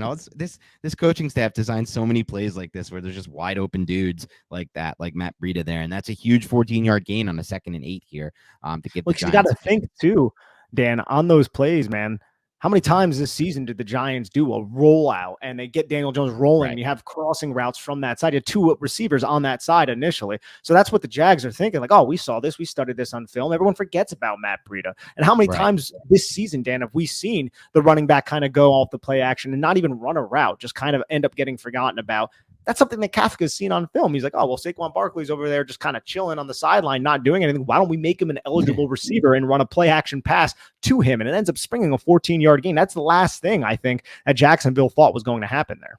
Yeah, you nailed it. And it's so cool that this has been a coaching staff that's figured out a way to make 21 personnel work and like maximizing everyone on this team. Even a Matt Breida type can get maximized on this type of team here because they're willing to use everyone they've got here. And as you're seeing here, this was another example I thought of really, really good pocket manipulation by Daniel Jones here. He's just taken such a big step when it comes to pocket manipulation here. Like he rolls out here, he buys himself that time, creates that throwing window there by just subtly sliding, no panic in his slide here. He understands he can buy himself a little bit of time, reset, find a new throwing lane. And it looks like this should go for nothing. And look at what it gives him. It turns it into, a big gain here that could have been nothing. But he does a good job of creating this in my mind on his own. And obviously it's a good move post catch here by Richie James. the great move by Richie James. And you can also see what Daniel Bellinger's route does crossing over the middle of the field, because this is similar to the Matt Breida play where Daniel Jones is just dumping it off near the sideline to Richie James, who he went into the mesh point with at the initial stages of this play. And Richie James is just kind of chilling there with no defenders around him. But look at Daniel Bellinger's route. Daniel Bellinger's route kind of takes these middle hook and these curl flat defenders deep. Like there's 3 guys paying attention to Daniel Bellinger, and then the guy who's initially on Richie James ends up dropping, who is a defensive lineman anyway. So this is a really good job by Daniel Jones to keep his eyes downfield, realize Daniel Bellinger is drawing a lot of attention, so why don't I go to the flat and give it to Richie James and allow him to make a big man miss, which is exactly what he did. Yep. You'll love to see it. Now we have a play here. You're going to love breaking this one down, Nick. A little bit of zone read, split back zone read. Break this one down for us, because this is an excellent play by the Giants. Yeah, it's a play that we've seen. It's just a split back zone read where the Giants are going to align Saquon Barkley and Matt Breida out of the shotgun with Daniel Jones. And Daniel Jones is going to go into the mesh point with Saquon Barkley. Matt Breida is going to cut right in front of Daniel Jones and the mesh point, kind of creating a block, if you will, because the linebackers, if you look right here, you could see the linebackers don't know where the football is because Matt Breida is running in front of the mesh point. So this is kind of like an obstruction right here where all the linebackers don't know where the football is. And you can see how they react. 23 just goes right at the 26. You could see how the one linebacker right there ends up realizing that it is Daniel Jones. But Jones is a lead blocker right here, and you have Darius Slayton and Daniel Bellinger climbing up to the second level to locate the second level defenders, and Daniel Jones ends up springing off a really nice run here. I just love simple. This isn't complex football right here, but even the simple little subtlety of Matt Breida running in front of the mesh point to create some sort of obstruction is kind of genius if you think about it. It's not something that we've seen too much of. And Matt Breida finishes a block here really well. Plus, not to mention, as you see from that end zone angle, I'm happy I'm okay with the way he did this, Daniel Jones, because he protected himself and he got out of bounds on his feet. But if he wants to here, if you roll that back a little bit, he could get vertical, plant his foot, and there is a massive hole if he wants to right there and run on the backside of Bellinger there. And yeah, there is a safety coming down, but so he would have had to slide, and he probably ends up getting the same amount of yards. But it's just so well blocked that there's multiple rushing lanes for Jones. He can either take it outside like he did, stay on his feet, get out of bounds, and create the 12 yards that he did. Or if he wanted to, there's this gaping hole if he runs on the back of Daniel Bellinger there, and he can just cut up field, get vertical, and drive down. And just so well blocked, so well designed. 12-yard gain, but then the Giants have this -3 yard rush by Saquon Barkley. But dude, I like how creative the blocking scheme is for the Giants. It just didn't work because Rashawn Jenkins ended up blitzing, because you have a double trap block right here from both the guards and a wham block from Daniel Bellinger. And what I mean by that, if you're watching on YouTube, watch Josh Ezeudo and Mark Lewinsky. They avoid the defender who is initially aligned over top of them, and they block the next defender to their left, who is going to be coming in unblocked because John Feliciano and Andrew Thomas both climb up to the second level to locate the weak side linebacker and the Mike. And then you have the guy who's initially lined over Mark Lewinsky get wham blocked by Daniel Bellinger. This would have been a huge run if Rashawn Jenkins didn't end up getting into the backfield on a blitz, because Darius Slayton would have more than likely taken Rashawn Jenkins, and then it would have been Saquon Barkley against Tyson Campbell or whoever 37 is in space. I don't believe that's Tyson Campbell. So I love this play design. It just didn't work on this one specific matter, or this one specific play. And no matter who that is, Tyson Campbell or whoever the hell, you know that in space, Saquon Barkley will take that one-on-one anytime. So the Giants will probably run this play back, I would imagine, Nick, and try to execute it a little bit better the next time, or hope maybe that goes up against a not blitz. So anyway, they roll into a 2nd and 12 situation, and they have an offensive pass interference on that play. But I don't know if you'll see this one. Do you have that play up? Because I did think no, we don't. Okay. I guess that for some reason I was able to watch that earlier. I don't know why, but it was actually a really well-designed play. I'll just say one quick line on it. It was actually a really well-designed play by the Giants, and it was kind of an example of maybe one of those plays where you hope that Wan'Dale Robinson can improve, because he did let the ball get into his helmet there instead of kind of using his hands to attack it, the football, and catch it away from his body. And there was some space set up on that little quick hitter screen to Wan'Dale if he catches that. They call pass interference anyway, so I don't know. Doesn't matter, but just something to keep an eye on with Wan'Dale Robinson. And then that sets up a 2nd and 22 where the Giants go to post wheel, which they run every game, but they've yet to throw the post or the wheel. You're right. They've yet to throw the post or the wheel. That's amazing. It's great. It's a good concept, though, and they're going to hit big on it is. eventually. And this is just a great play by Daniel Jones because Daniel Jones reading the coverage. He sees it's a Tampa 2 defense. Everybody on Jacksonville drops to an insane depth because it's a 2nd and 22. So Daniel Jones just steps into the pocket and ends up picking up 12 yards with his legs, and he should have probably only picked up like maybe None. 8. And he gets none because he does a really good job. This is an incredible run. Look at this. He should be strung out there. Look at him tiptoe the sideline. Maybe like 4. Exactly. But like he makes a great play avoiding Mark Lewinsky's mistake right here. Let's watch it from the end zone angle. Mark Lewinsky gets beat bad by DeJuan Smoot. And that's a great play. But right here is where I'm really impressed. Like he should be dead to rights against the cornerback. But Daniel Jones is so damn athletic, and he doesn't always get credit for it, that he outruns a cornerback who is splitting between the numbers and the sideline. So there's not that much space. He's able to outrun this cornerback with not that much space to the sideline for like an extra, I don't know, 4 yards, maybe 5 yards. That's impressive, man. Yep. You're damn right it is. And so it sets the Giants up in the 3rd and 13 here. I mean, look, I just love the design here. I know it doesn't end up going, but this is the type of play that is just underlines exactly what makes Mike Kafka so special and Brian Daboll so special from a design standpoint here, because you have the defender forced to go with Saquon Barkley in motion pre-snap, and he widens his angle, and he has to take watch this defender follow Barkley pre-snap, and then watch Barkley after the snap. That takes that defender out. He has to run on what looks like somewhat of a wheel route, but at the same time, you also have Marcus Johnson run at the other second level defender here. That'll clear him out, and it just leaves this wide open gaping space with no defender for Wan'Dale Robinson. It's just such an easy look. Maybe they come back to it later, Nick, on like a 3rd and 8 to 10 is kind of where I'd kind of want to run this play. A little bit of fewer yards to go, because you still have the ability as the Jacksonville defense for those defenders to rally to the football as they do here, and they stop it for short of the first down. But I just love the design here to clear out that space. Yeah, this is where Wan'Dale suffered, if it was a groin injury or he just got punched in the balls, whatever it was on this play.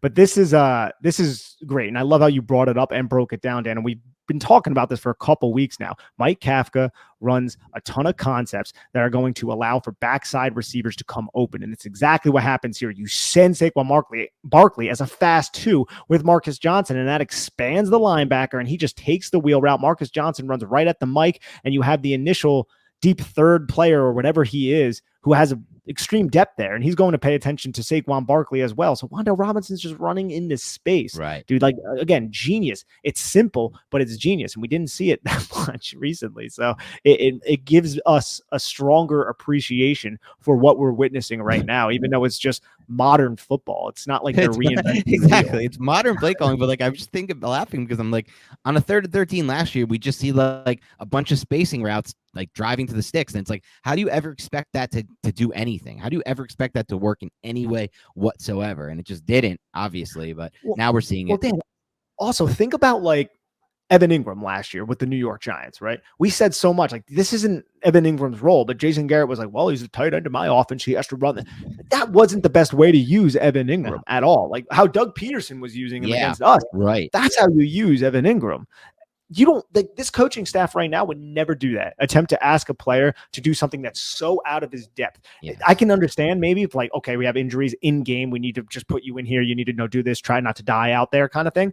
But to do it throughout an entire season, to play somebody so horrendously bad and to not maximize their skill set was something that we saw so much. And I don't want to keep harping on that last regime. I know we do, but it's just more of a testament to what we're seeing now from this regime and how they do such a perfect job putting their players in position to have success. It's okay to use it when you're using it to contrast, right? We're using it to contrast what we're seeing now, and it's so obvious if you're watching the tape now. And even if you just, like Nick said, followed Evan Ingram so far with Doug Peterson, because he's getting the most out of Evan Ingram that these Giants coaches couldn't figure out a way to do. And what does that tell you? So anyway, we move on to the 4th drive here. It's a long drive. The Giants were a ball control offense, baby. They burned clock. They chewed up clock. They had the ball almost this whole game. This one was an 11-play, 72-yard drive that unfortunately bogged down in a field goal at the very end. We start here with just a little zone read. Barkley goes for a 2-yarder. And then we have a really nice play here on 2nd and 8 that we're going to want to go over here, because I think this play really, to me, Nick, it underlines just the massive change that I've seen when it comes to Saquon Barkley's processing speed. Him understanding this cutback lane here is just so impressive to me, because it shows how much how much has changed with his trust in not only the coaches but his blocking. Definitely with his blocking, and the front that Jacksonville has out there, it's an over type of front. Just what I mean by over typically means that the 3 technique is to the strength. This is a 4-eye on the inside shoulder of Andrew Thomas. Daniel Bellinger is the strong tight end on that side, to the closed side. And it's a zone read play. And I think just Saquon Barkley, man, he's reading and he sees the linebacker flow and kind of penetrate Josh Ezeudo and remove himself from the play. So where Saquon Barkley is getting this handoff, there are 3 offensive linemen blocking 3 Jaguars defenders, and there's a huge cutback lane with Daniel Bellinger eliminating the end man on the line of scrimmage, who kind of took himself out of the play, rushing up the arc. This is excellent processing by Saquon Barkley. And then you see right there the juke that he puts on number 31 in space. I mean, that's just wildly impressive. I mean, there were like 3 or 4 jukes in this game, Dan, where Saquon Barkley just looks like he is just dancing around people and moving at a different speed. And want to get a little glimpse of what we can be in the future as a run blocking offensive line, focus on 78 and 75, Josh Ezeudo. Just look at this play by both of those two, Andrew Thomas and Josh Ezeudo. That's what we call eliminating defenders from plays. Josh Ezeudo helps with Andrew Thomas, comes back onto his guy, and just totally takes 33 out, almost puts him on the ground. And look at Andrew Thomas just play through the ground too. Watch 1, 2, 3, 4, 5, just driving his feet and getting 95 to kind of move away from the spot with his hands inside. His elbows are tight. Like, that's just good technique from Andrew Thomas right there to open up a lane for Saquon Barkley on the cutback. And a little less on the technique side, but more so on the just quick feet combined with power side. Look at Josh Ezeudo, because that just kind of shows what he can be potentially if we Giants are able to coach him to his fullest potential when you just combine those 2 traits, the feet, how quick they can move and fire, and just the pure raw power of him.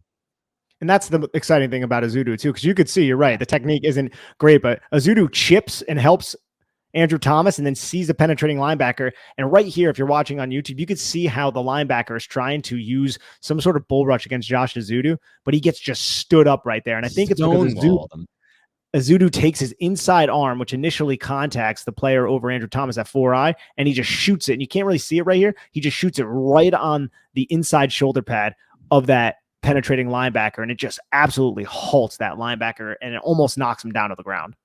Awesome stuff there. That was such a fun glimpse of what it can be running behind those 2 for years to come. Andrew Thomas, obviously a cornerstone piece. There's no doubt in anyone's mind he'll be here for years to come. Ezeudo, hopefully as well.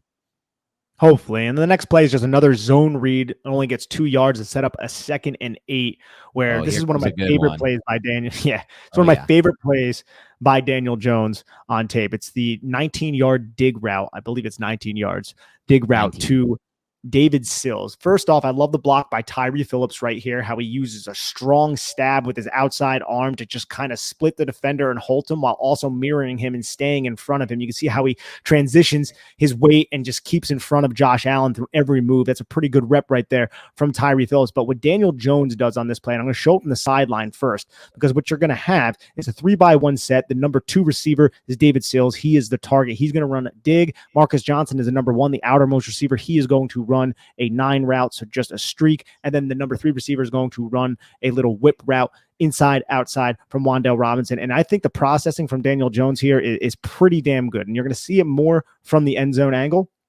If you look right here, this is what Daniel Jones is doing. Daniel Jones is going to catch the football here, and he's going to peer to see the leverage of the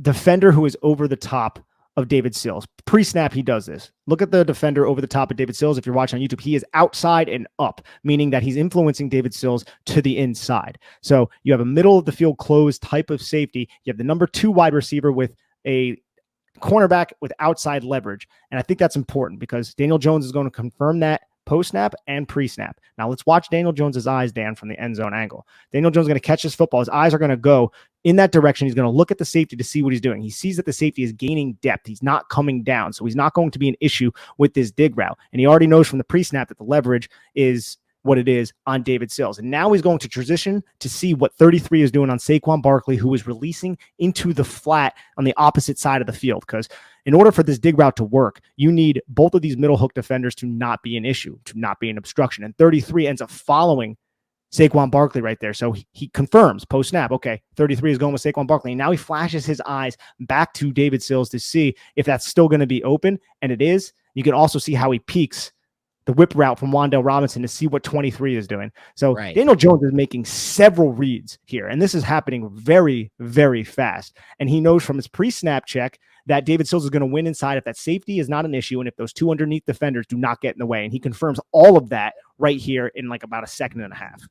And that's the thing. I love what you said at the end there. It's all so fast. He confirms those things so fast. He confirms two defenders that aren't going to be in his throwing lane really fast, and then drives the football. It's another one of these deep digs, intermediate, whatever you want to call them, intermediate digs, these inbreakers, where he just can really drive the ball. It's a compact ball. It's thrown with a good amount of anticipation, and more importantly, a lot of drive, a lot of velocity on this throw, and it's pinpoint, hits the receiver in the numbers. Bang, drive, boom, right on the numbers. 4 yards after the catch there. It's David Sills. Never expecting too much yards after the catch. You don't get them, but I mean, it's just unfortunately reality. No offense. Not trying to knock the guy, but look, you get it. And I loved in this play specifically, Nick, how they also had Tyree Phillips and Mark Lewinsky on an island, and they held up. Like, that's a tough block for Tyree Phillips, man. You want to talk about being left on an island as a tackle? This is an island against 44, the number 1 pick in the draft. And he, like you said, he uses a good technique and just makes it so that guy cannot impact the play, because this is a play that we've seen in the past where it's just been blown up in past Giants years by bad pass protection. This is only a 5-man pass protection. This is one of the Giants don't always do this. They don't even do it that often, but this is one of the rare plays where the Giants had a lot of receivers running routes and they only had a 5-man pass protection. And I hope they're going to continue to do that more. It sucks that maybe without Neal and Bredesen, they might have to tone it down a little instead of expanding it, because you obviously want a passing game where you don't have to leave guys into block like Barkley and Bellinger, or chip and then release, which is really what they mostly do. But this is a 5-man protection, and on an island, Tyree Phillips holds it on against the number 1 overall player who's been damn good this year, Trayvon Walker. And Mark Lewinsky, not as pretty looking, but does a pretty damn good job and holds his block long enough, again, on an island without any help against an interior guy. So it's really just a perfect play here to watch for Giants fans. And Dan, it's this point of the play for those watching on YouTube that I absolutely love. You right there, Daniel Jones is looking at Wan'Dale Robinson and being like, Wan'Dale, get into your whip.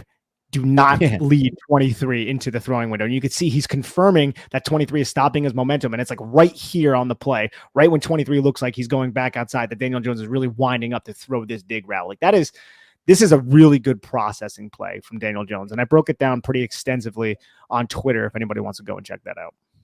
Yep.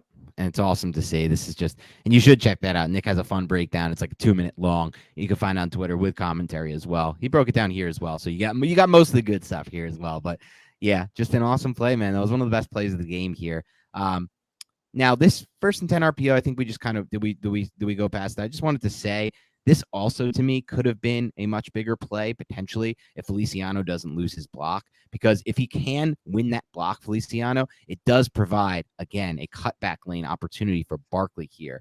After, obviously, Lewinsky does a good job of getting to the second level. But by that point, Feliciano just doesn't do too good of a job there. And Barkley looks like he kind of wants to go with the cutback here, but it's obviously not there. And so he kind of has to put his hand on the back of Feliciano, who's losing his block there, and just take the 2 yards. Yeah, absolutely. This was an RPO too. It just ended up being the run portion of the run pass option, which sets up the 2nd and 8 short pass to Daniel Bellinger, where he ends up getting poked in the eye right there, which we can't see, unfortunately. But you can see how hard Devin Lloyd's hand kind of goes. You watch the helmet of, that sucks to see. You see the helmet of Daniel Bellinger just kind of get shocked at the point of contact. That's so unfortunate for the kid. I did want to say one thing about this play, which you can see from this angle, from the end zone angle or the sideline angle. I got to say, we'll get to it at the end, dude, when we do the grades, but look how freaking squeaky clean this pocket was. There was an insane number of squeaky clean pockets for the Giants in this game. And I haven't said that about a Giants offensive game film in a long time. To me, as I'll, spoiler a bit now, Nick, this is going to be the highest graded pass blocking grade I have so far this season. I thought that was the best pass blocking the Giants have had. And that's crazy to say, despite losing, Evan Neal and Ben Bredesen in game. But there were just so many examples of squeaky clean pockets, and also pretty good job here by Jones to manipulate the pocket, right? You see, he can tell that maybe if anyone's going to lose here, it's potentially Mark Lewinsky. So that throwing lane's getting a little cruddy. It's getting a little messy. And so what does he do? A subtle slide back to his left, reset, find a new throwing lane, and deliver the football to Daniel Bellinger. On the Giants' favorite play, the mesh wheel concept. That's bad. Daniel Jones threw this OTB, but you're right, man, about the pocket. Andrew Thomas and Tyree Phillips look phenomenal. Tyree Phillips is aggressive, man. He's not as patient. You can see the patience in Andrew Thomas's hands and how Andrew Thomas attacks. And just watch how he puts the clamps down and just sinks, sits back on his hips. You can see no ground. Like, look right here. It almost looks, and Josh Allen's a phenomenal player, and I'm not trying to be disrespectful, but almost looks like a toddler trying to like run up against an adult when the adult's just holding him back with one hand on this specific play. And I'm not saying that that's what Josh Allen is, but on this play, does it not look like that right here? Like he's not getting any push on Andrew Thomas whatsoever. No push, any ground at all on Thomas. And it's not as pretty on the other side with Tyree Phillips. It's never going to be. We're talking about Andrew Thomas for Tyree Phillips. But Tyree Phillips does a pretty damn good job, too, against, again, a really tough player and a really tough matchup. I got to say, man, the track record of scooping up Ravens players, it's just go for the Ravens, man. The Ravens are just one of the best draft depth. They draft depth like no other. So, like, Tyree Phillips was not someone who probably should have hit waivers. I really feel like he was one of the most talented waiver guys they've added in the last 5 to 6 years, just from a pure talent standpoint. Absolutely, man. And also, I just want to bring up this about Tyree Phillips. Trayvon Walker, the number 1 pick in the draft, tries to go with a hard cross chop against Tyree Phillips, some guy the Giants picked up on the scrap heap. And look how strong Tyree Phillips' outside hand is right there. Tyree Phillips is quick to engage that outside hand, and he gets a hold of the breastplate of Trayvon Walker. And then Trayvon Walker tries to break the wrist, break the contact at the elbow. And all Tyree Phillips ends up doing here, instead of getting his momentum too far forward, he just restricts the space of Trayvon Walker and allows Trayvon Walker to get chest to chest. And then he just kind of pulls Trayvon Walker into him. Walker's so strong that he backs him up a little bit, but that's a really good and impressive rep from Tyree Phillips right there to not lose against a violent cross chop from Trayvon Walker. Yep, you did a great job breaking that down, Nick, and it's fun to see, and it's exciting to see the Giants getting help from these backup players that have to come into the game here. And so here we're just going to see one of the plays that I thought was, one of my favorite plays on film, despite it going incomplete. And why? Because, and I put this one on Twitter first today because it stood out the most to me. It's such a freaking damn good ball by Daniel Jones. We have not seen many back shoulder throws throughout Daniel Jones's career. But on this play right here, he does an excellent job. And one thing I wanted to notice, which I'll look at later, but let me first talk about the play here. Look at the throw here from Daniel Jones here. He comes off the RPO, has to get it over that second level defender. And as you'll see from the end zone angle, it just gets it over the head. So perfect trajectory on the throw and drive. That ball drives down, layers, and rips right into the back shoulder. Now, a lot of people are saying, oh, F you, Darius Slayton, this is a drop. As you'll see on the other angle, the Jaguars defender has his hand basically on Darius Slayton's face on the helmet, on the face mask. He contacts it too. He contacts it. Should have actually been DPI. So I don't should have been Darius Slayton as much because look, see it right there. You see the hand fully extended, the arm fully extended from the Jaguars defender in his face mask. So it's really hard to catch a football when you're completely blocked of your vision and someone's pushing your face mask back. So I don't want to blame Slayton too much, but I do want to show this throw because look how it layers over that linebacker and drives right into the numbers. A perfect back shoulder throw. This actually might be my favorite throw of the game from Jones when I think about it. But one thing I want to ask you about, Nick, actually, you know what? Jump in if there's anything you want to say about the throw, and then I'll kind of notice. I want to throw to your attention one thing I thought I saw pre-snap that I'm curious to get your take on. I love the throw, and I also like how it's basically hitting Darius Slayton on the lower 6 of his 86 right on the front. So it's away from the defender no matter how you slice it right here. This is a good throw by Jones, but you want Darius Slayton to catch the football, but again, I do believe it was DPI. Maybe a better receiver would catch it, but I think you're right. We shouldn't really just crap all over Slayton for this type of drop. Yeah, I'm just not going to. I see a lot of people doing it on Twitter. I post this clip. It's hard. I wish I can post like both versions, the end zone and the sideline. And maybe I can throw it in the reply because if you see it from this end zone angle, you'll really kind of notice that the hand was in the face. But go back to the start of that play because this is what I want to talk about next. I want to see if you think this is anything. Watch Daniel Jones's right hand before the snap and see that little 2 that he motions. And if you see it from the sideline angle, the little fingers he puts out there, almost like a baseball pitcher, almost like a catcher to a baseball pitcher. Watch Darius Slayton too. He has his eyes on Daniel Jones. And Daniel Jones, when he makes this little motion with his fingers, Darius Slayton's looking at him. His helmet is tilted toward that way. Do you think that was potentially a pre-snap audible there, some kind of alert by Daniel Jones? Do you think those fingers meant anything? You see it right there as he puts his hand out, and you could see it from the end zone angle that it was 2 fingers. It might have been 1 finger or 2 fingers. It's hard to tell. And then he throws this as a back shoulder ball. Do you think that was anything? Do you think that had anything to do with him noticing the safety coming down pre-snap and kind of that he has that kind of leverage? Oh, absolutely. Yeah, he's not just doing it just to do it. It's some sort of pre-snap communication. I mean, every offense has that. We had it in our offense at FDU. Like most of our offense, whenever we were using tempo, which was most of the time, we had hand signals built into it that told the backside free access receiver, which Darius Slayton has a tight end to his side here, but regardless, that told that receiver what route he was going to run based on the leverage of the defender that was in front of him. Yeah. Leverage of the cornerback and the safety dropping down toward the line of scrimmage. It's just good to see because I didn't feel like I see too many examples of this with Jason Garrett. There probably were that, I just don't recount these days, but it's good to see they're on the same page there. And that one, without the helmet to Darius Slayton's face could have been a really big one. It's also important to note right now we're about a minute away from halftime at this point of the game. Yes. And on this next play too, after the back shoulder, another Tampa 2 defense where the Jags right before the snap, they drop 2 guys deep, showing Daniel Jones that it's going to actually more than likely be a 2-high defense. And they rotate the apex defender to be the Tampa 2 linebacker. And you can see right here as I'm pausing it how this is a textbook Tampa 2 defense for those who are new to football. And Daniel Jones recognizes it and he notices the depth in this 2nd and 10 play. So he just fires the ball to Chris Myrick, who ends up picking up 11 yards here. I mean, this is another, and Chris Myrick doesn't have to do much. He just chips and then he releases, but good choice by Daniel Jones to find him. Exactly. Yes. And look, this is another Wink Martindale type of look. Yeah, another Wink Martindale type of look from that Jaguars defense. Great processing by Jones, and I thought really good, subtle pocket manipulation by Jones there, just to slide his feet a little bit, to reset, find a little bit of a different throwing lane there. Boom, right there. There's a little bit of pressure from his right, not much, but you don't have to panic. Just subtly slide, reset, and throw that ball. And like you said, really good processing. Also, I thought really good block by Josh Ezeudo on this play. Look, Ezeudo wasn't amazing in pass reduction this game, and generally speaking has had his struggles. But on this play, I thought he did a really good job holding up. As you'll see here, we run it back here. Ezeudo just kind of stonewalling his defender. It's nothing too special, but I just look at it, Nick, like at the end of a play, if your defender is the furthest one away from the quarterback, which he is here in Ezeudo's case, it's probably a good sign. But it is an important play, and not just because Ezeudo stonewalls him. It's the pre-snap portion of this. You can see Ezeudo communicating with John Feliciano. So for those listening, you have 2 linebackers, 2 second-level defenders who are in the A gap, and then 2 defensive linemen, both essentially 4 eyes. So you have 4 guys between the tackle box right now. So Josh Ezeudo was communicating with John Feliciano, and you could see him pointing and everything.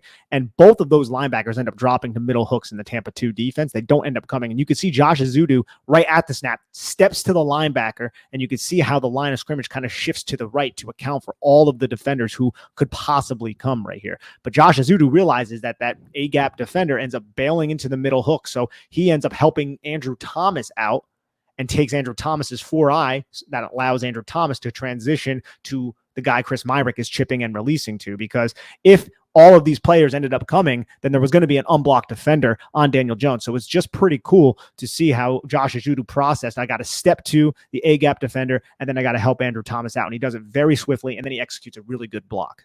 Yep. Well said. Well broken down, Nick. And so that 2nd and 10 gets the Giants to a 1st and 10 situation. We have 3 more plays now before the half. I would say 2 of these 3 plays are not my favorite Daniel Jones plays. We'll start with this one, which I thought Daniel Jones fell back into a little bit of a bad habit here from a pocket presence standpoint, pocket manipulation. I just don't understand here why he needs to kind of tiptoe into the line of scrimmage here. Ground yourself, set up there. If you take a look at that pocket, you'll see it even better from the end zone angle. I'm not exactly sure why he's, as I said, taking those tiptoes, those little baby steps forward into this pocket. It's pretty damn clean, and I would have loved for him to find his landmark earlier. And as you'll see, especially on the 3rd and 4 play, because there was actually an option for him to go with the football there. But here again, I just don't understand why he's kind of tiptoeing into that when he really should just be setting up where he catches the ball in the gun here. So there's no real reason to panic there. The Andrew Thomas watching his guy up the arc. Tyree Phillips is doing a good job. The rest of the pocket looks pretty clean here. I think it's maybe man he looked coverage. To run. It almost looks like maybe he looked to run. He did. Yeah, yep. It's man coverage, and he looked to run. But The ball ends up getting tipped here. He targets Wan'Dale Robinson, who was kind of he wasn't open anyway, so it's probably would have went incomplete, which ends up setting up a 2nd and 10. But on the play right here, it was a double out and up to the play side of this play against cover 1. It didn't really look like the Giants had too much leverage with the safety kind of roaming back there. But again, 2 double moves in the red zone to try to get the Giants some explosive type of plays because they're around the 20-yard line right now. Yep, exactly. And so, yeah, partially because he looks to run there, but it will get tipped because he's close to the line of scrimmage there. On the 3rd and 4 here, though, I thought it was another example of, again, and you'll see here just little zone read here to get them into a 3rd and 4 situation. Tough run by Breida, 6-yard run. Tough run here. But this was probably an example of a play that I'm sure Daniel Jones watches on film and wants to have back. You can see from that angle. Take a look from the sideline angle here. Not exactly sure why he steps up into the pocket here. If he doesn't, though, he's going to have an opportunity to hit Wan'Dale Robinson here wide open in the middle here. So if he can just find a way to really just set up in that pocket, not step into that pocket, but when he takes that drop and he gets right into the shotgun right here, just ground yourself here. There's really no reason, as you guys can see on the film, for him to step into this play unless he is looking to run again, which I'm not sure if he was. But otherwise, it's fine, dude. Like Tyree Phillips pushes his man back down. Andrew Thomas is doing a great job on his edge. You have a really clean pocket here. And if you just do set up there, instead of stepping up into where the guard is being pushed back, or it might have been Feliciano who's being pushed back to center. I think it was Feliciano. You're going to see Wan'Dale Robinson is just wide open on his route here. It's Josh Ezeudo getting pushed back. Sure, he's getting pushed back, but also Jones is stepping up into it. That's the problem here. No, I know, but you said it was Feliciano. So correct. Yeah, I appreciate that. Yeah, thank you. It was tough to see from there. And again, it is Ezeudo there. But yeah, I mean, for me here, this would just for sure be considered a miss by Jones. And you're going to have these. It's impossible for any of these quarterbacks to pitch a perfect game. You like to see Tyree Phillips throw his defender Dawuane Smoot to the ground. Granted, it's not like a complete throw to the ground because Dawuane Smoot's just trying to get around and he muddies the pocket here to make Daniel Jones a little bit uncomfortable. But still, nice play by Tyree Phillips. And Jones read everything well. Jones wanted to go to Wan'Dale Robinson right here, but he stepped too far into the pocket and Ezeudo was beat too bad in pass protection. You could see Ezeudo right here. These are the struggles that he has. He steps right here. He tries to anchor down, and whenever he allows a defender, it seems like, to engage through the ground with their core, low hips, win the leverage battle, Josh Ezeudo doesn't necessarily have the core strength quite yet to anchor down and really keep the pocket intact, I should say. But for me, this one goes without a doubt against Daniel Jones because he stepped up into the pressure there. Like that pocket was completely fine. Yeah, Ezeudo's losing ground, but it wouldn't matter if he just sets up and doesn't take those 2-3 steps forward. There's not going to be there. Wan'Dale will be open before Josh Ezeudo will lose that block. So I don't know ultimately why he wants to. Maybe he at first is looking to run, or maybe he's just feeling that pressure around Tyree Phillips' side because it does seem early like he might get beat Tyree Phillips, but Phillips does a great job of recovering here. Yeah, I would put it more on Ezeudo than Daniel Jones.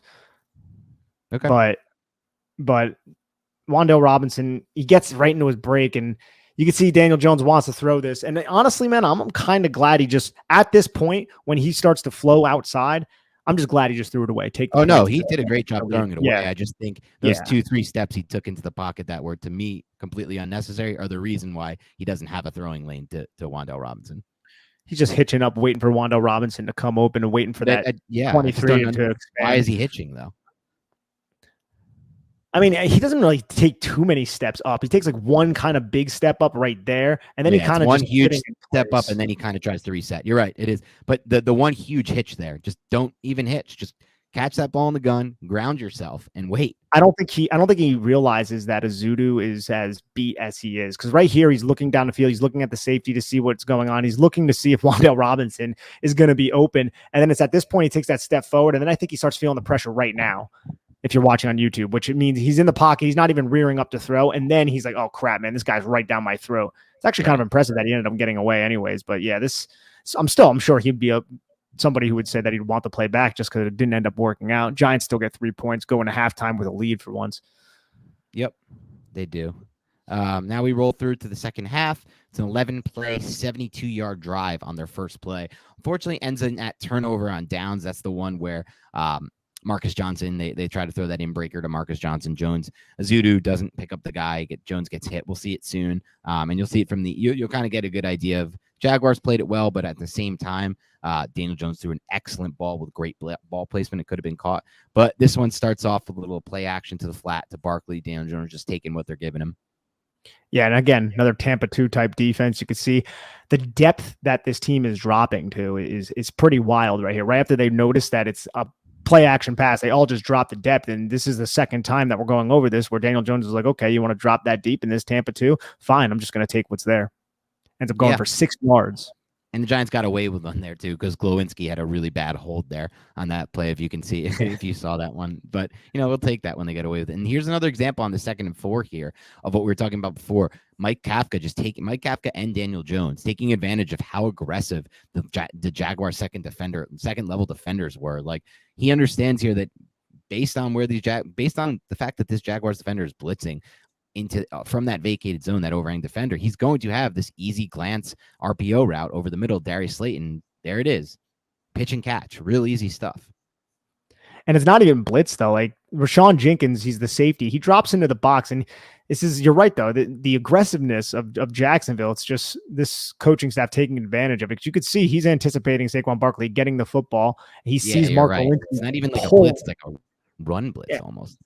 Well, because Jacksonville, he sees the puller. So number 2 is like, okay, I have to be the contained defender because Trayvon Walker is going to go in and try to spill this all outside. So I have to go and take the zone read. And this is just a really tough spot for Rashawn Jenkins, number 2, to be in this spot because he's anticipating the zone read run. And this is why the RPO is so great. That's the read defender. The read defender steps down. You can see right here when Daniel Jones is in the mesh point, he's looking to see what Rashawn Jenkins is doing. He sees that Rashawn Jenkins dropped down as far as he did. And he's like, oh man, this is going to be wide open right here if Darius Slayton can win on an inside slant, which Slayton wins all the time, even against a cornerback as solid as Tyson Campbell. So love it, man. Love just the smart depth football. that they played those linebackers at. It was so aggressive in it, and I thought the Giants did a good job taking advantage here. This next play, post wheel again, clear out. They end up just hitting the tight end here for 10, but I just thought this was on Myrick. I just thought this was a really good example of Daniel Jones selling the play fake really well on that play. And so, the sleight of hand play fakes, they've improved so much for me with Jones under the new coaching staff. They really have. The ones where he takes it on the naked boot, it's that's a whole nother level of it. It's very impressive. It's very nice to see. It's naked. It's very nice to see. And here's my nice.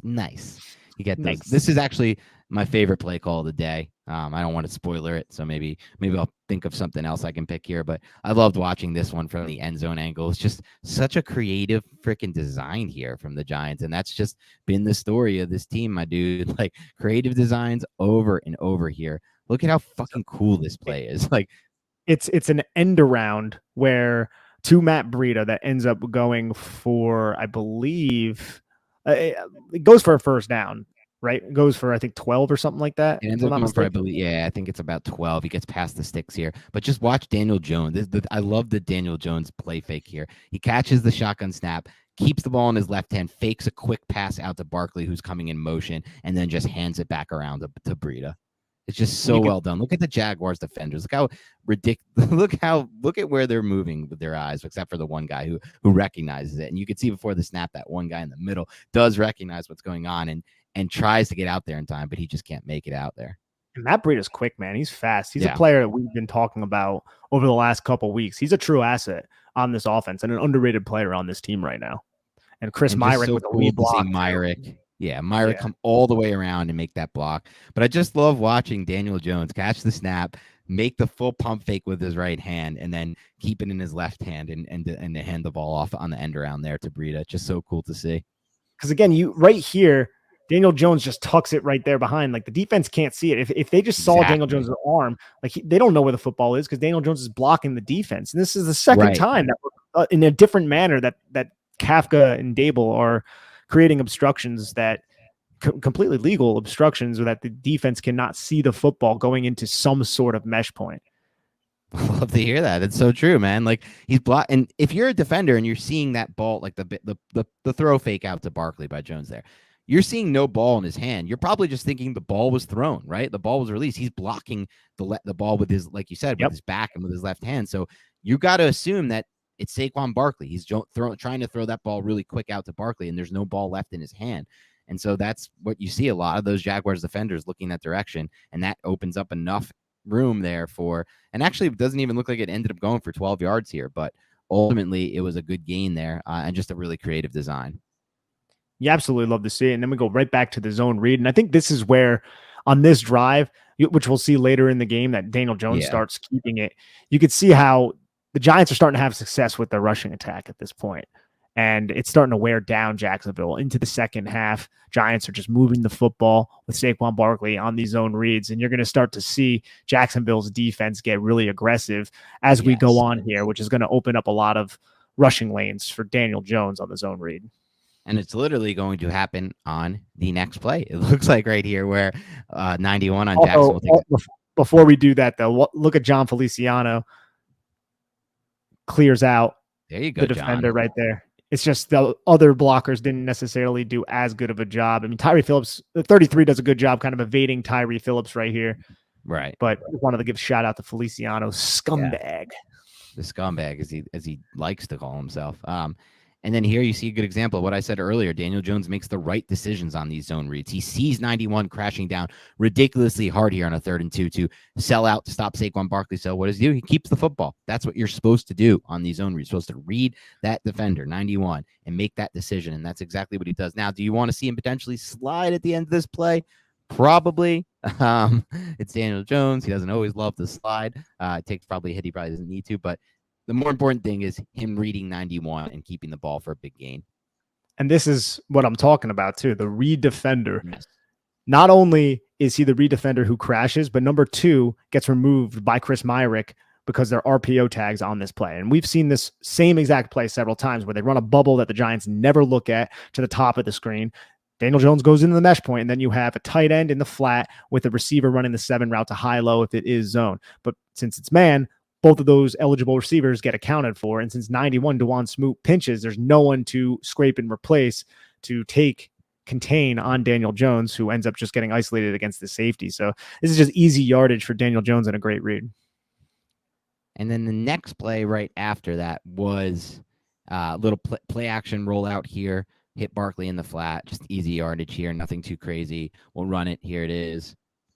And then on the next play was the roughing the passer that negated an interception that if it counted, we might be having a slightly different conversation about Daniel Jones, because I know I don't have the play in this feed that I'm showing on the YouTube, but if you remember, Daniel Jones just kind of ended up throwing it to an underneath defender, and it was a little bit inexplicable, but I believe it was Josh Allen. You can correct me if I'm wrong. Goes head first right into Daniel Jones to take a unnecessary roughness that should have been called. And that's what I mean by the necessary part. Yeah, it was a good call. I mean, it was roughing the passer, but it does negate Daniel Jones's worst play by far in the game. It was just a regular RPO where he's trying to hit Marcus Johnson, and you're not seeing it here. We don't have it in the feed, but just to go over it because it was his worst play. And for some reason, Jones just doesn't completely misses the underneath defender, throws the interception, who's just kind of sitting in that. He never accounts for him pre-snap, it seems like. And so that's one of the few rare times we've seen it. The good news is he's doing a much better job both pre and post snap of accounting for where all these defenders are. So we really haven't seen a play like that since that week 2 play against Carolina, where he didn't see Laval or whatever his name was in the open. Man. The disrespect. Thank you, Lavu. All right, Lavuvu, whatever the hell that guy's name is. But, we haven't seen it since week 2. Obviously, we got the roughing the passer, though, so it is what it is. There are a ton of ridiculous plays that were called roughing the passer, some warranted, some not. That was warranted. So obviously we move forward here with a 1st and 10 situation. And this was a play where I thought was another good job by Daniel Jones pre-snap. Look at him alerting the offense. It looks like he's alerting the tight ends pre-snap. And ultimately, after the alert he gives out there to the tight ends and maybe to his offensive line here, you see them get into a play that really works. Obviously, it's a really good individual play by Saquon Barkley with a cutback. It's a really good block down, I thought, at least, by Tyree Phillips here, the right tackle. But another good example of Daniel Jones obviously making these pre-snap alerts and understanding something from what he sees pre-snap to get the Giants to do a better play. Yeah, he's killing this. He's probably yelling kill, which means whatever the play that was called, they're transitioning to another play, some sort of adjustment off of what they were running. And what they end up running is just a weak side counter rush with a misdirection element, with Daniel Jones opening up to the strong side of a double Y set, not just a double Y set, but a set that has big personnel. As the Giants come out with Devery Hamilton, as the big tight end, and then 2 tight ends outside of him. Because remember, Bellinger is gone at this point. The Giants are down several linemen. So this is something that I'm not even certain Devery Hamilton practiced a bunch, which is a testament to Bobby Johnson and his coaching ability to get Devery Hamilton in here on this play and be able to, and just throughout the game, whenever they use big personnel, which they end up doing a lot from here on out on offense. It's a testament to the coaching. But I love this play, man, because it's just a misdirection. Like you said, it was changed at the line of scrimmage by Daniel Jones. You have the backside guard pull. You have Chris Myrick to lead block, and then it's just Saquon Barkley just making people miss in a phone booth like a ridiculous man, like a ridiculous person. Yeah, and good power there by 79 as well there. Little help on his block, but I thought Tyree Phillips did a good job. I thought the ball fake there by Jones was good. A lot of good things going on this play. Oh, yeah, and Tyree Phillips buries the guy who's initially engaged with John Feliciano there.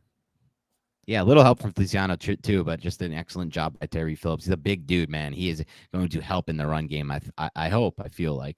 Then we get into this little first down run that goes for nothing here. Same exact play. We'll see a lot of redundant plays going forward. Early they are necessary, but by the way, it's not a bad thing in my mind too. Just from a game theory standpoint, Nick, I'm thinking like, if you're a defensive coordinator, do you ever think an offensive coordinator is calling the exact same play twice in a row? And no, the answer is no. You probably don't from a game theory standpoint. It's kind of like when you play rocks, paper, scissors, shoot, and you throw the rock, and you win with it, or you lose with it, and whatever the outcome is, then you throw the rock again, which is one of my favorite go-to moves in rock, paper, scissors, shoot. I feel like we've played rock, paper, scissors, shoot a few times, Nick, and I've won those times. Is that a correct memory, or is that just a bad, incorrect memory of mine? I think the winning part, and it's not, there's no rhyme or reason to it, but I'm sure we probably played it to like judge, who's going to get to go. Well, no, ping pong, we wouldn't do it. So when would we play it? The only time we would play it is some sort of game where if there's any game that we've played where there's like an advantage to be had and it needs to be decided quick. I feel like but we would volley for serve for ping pong. Yeah. I'm trying to think of Smash Brothers. Yeah, I think I'm over. I think I'm thinking of another friendly rivalry that I've had in some kind of game with somebody else. I'm a pretty good RPS player, rock paper scissors player, but I've given away my main strategy now, so that's probably going to haunt me going forward if anybody who plays me listens to this podcast anytime. But yeah, I don't mind the idea as a coordinator of going back to the same play, because I do think from a game theory standpoint, you're probably not expecting it as a defense coordinator. And by the way, we saw it work later in the game. The Giants actually put that into motion later in the game when they ran similar plays consecutively, the same play consecutively, not similar, and it worked. Yeah, it's pretty ridiculous, but you could see right here that the Giants attempt to run the same play, and Devin Lloyd does a good job kind of filling right there and embracing Saquon Barkley with a very uninviting hug. Yeah. And then 3rd and 2, I like that they were, in my opinion, a really good offense from a coordination standpoint and from a play calling standpoint. Uses a lot of quarterback on the move, especially if you have a quarterback like Daniel Jones in the red zone. So I like that they did a little bit of a rollout here. He maybe, I thought, could have thrown the over to David Sills. It's possible that he has that little corner route there to David Sills. A little bit of leverage on the defensive back. It's a tough throw. I think he does. I think David Sills has the leverage. You could see it right here. This is a good play design. Daniel Jones goes in the mesh point, and then he just gets on the move, roll out, and you have not a 3-level read, but you have 3 routes that are all centralized, and they're all in man coverage. Wan'Dale Robinson's whip route kind of gets blown up. So David Sills, though, who is the outside receiver, releases up and runs a 7 route, and he has the guy beat by about 3 yards, but Daniel Jones is targeting Marcus Johnson and not even looking in David Sills' direction for reasons that we can probably presume at this point. The ball ends up getting tipped and going incomplete, though. And it's a tougher throw by Jones to have to try to get it over, because he has a second-level defender. Jones has to change the trajectory on the football, which is why the throw is so high. I actually don't mind the ball placement by Jones, despite it being so high, because if he throws it differently, it might get chopped down there. There might be, might get tipped by that defender coming at him. But like you said, and you could see David Sills after the play, David Sills was the receiver to go to, and he's kind of jumping around there because he knows he did get open there, Sills, and they kind of missed the opportunity there. I think they missed an opportunity, but they make up for it later in the game, not on this drive. No, not on this 4th and 2, as you're seeing one of the big plays here. Nick kind of talked about it Also want to earlier. bring up one thing too from the last drive, if I'm going to go back, just because there's a lot of people who've been listening to us for a while, and we've mentioned banjo coverage before. And we're not just talking about some weird scene from Deliverance. We're talking about what you're going to see at the bottom of the screen with Wan'Dale Robinson and David Sills. Now, if you look, and for those listening, Wan'Dale Robinson and David Sills, they're basically stacked off each other with David Sills off the line of scrimmage. And you have two defenders who are in man looks right over the top of them in press, because the Giants are essentially on the goal line.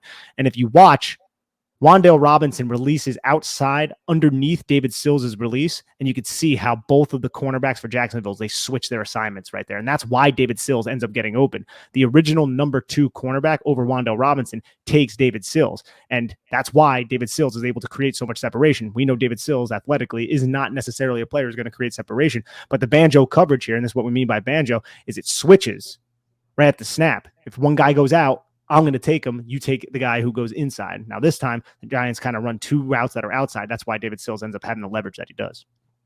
Yeah, excellent breakdown there. And, they'll look at that on film. They'll want that back. Look at it. And then, obviously, on the 4th and 2, you broke it down a little bit earlier here.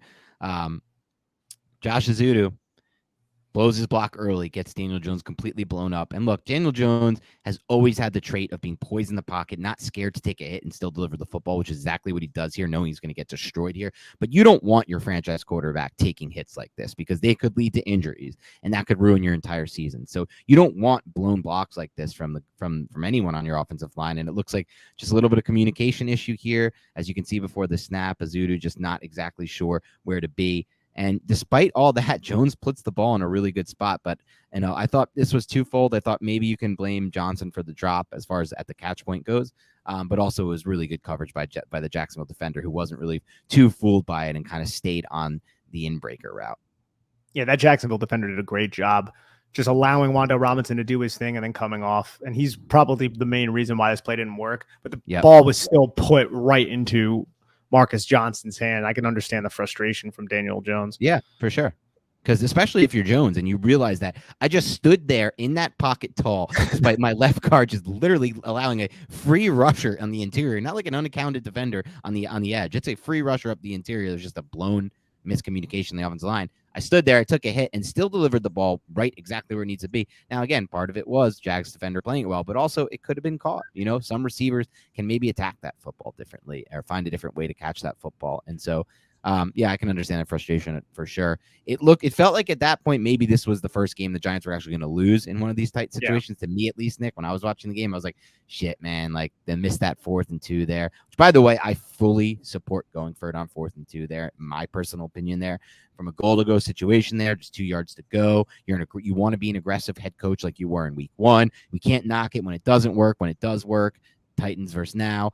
And again, my whole thing with going for it in these situations are, one, this is an offense that has proven they are pretty good in these short yardage situations. They design interesting plays.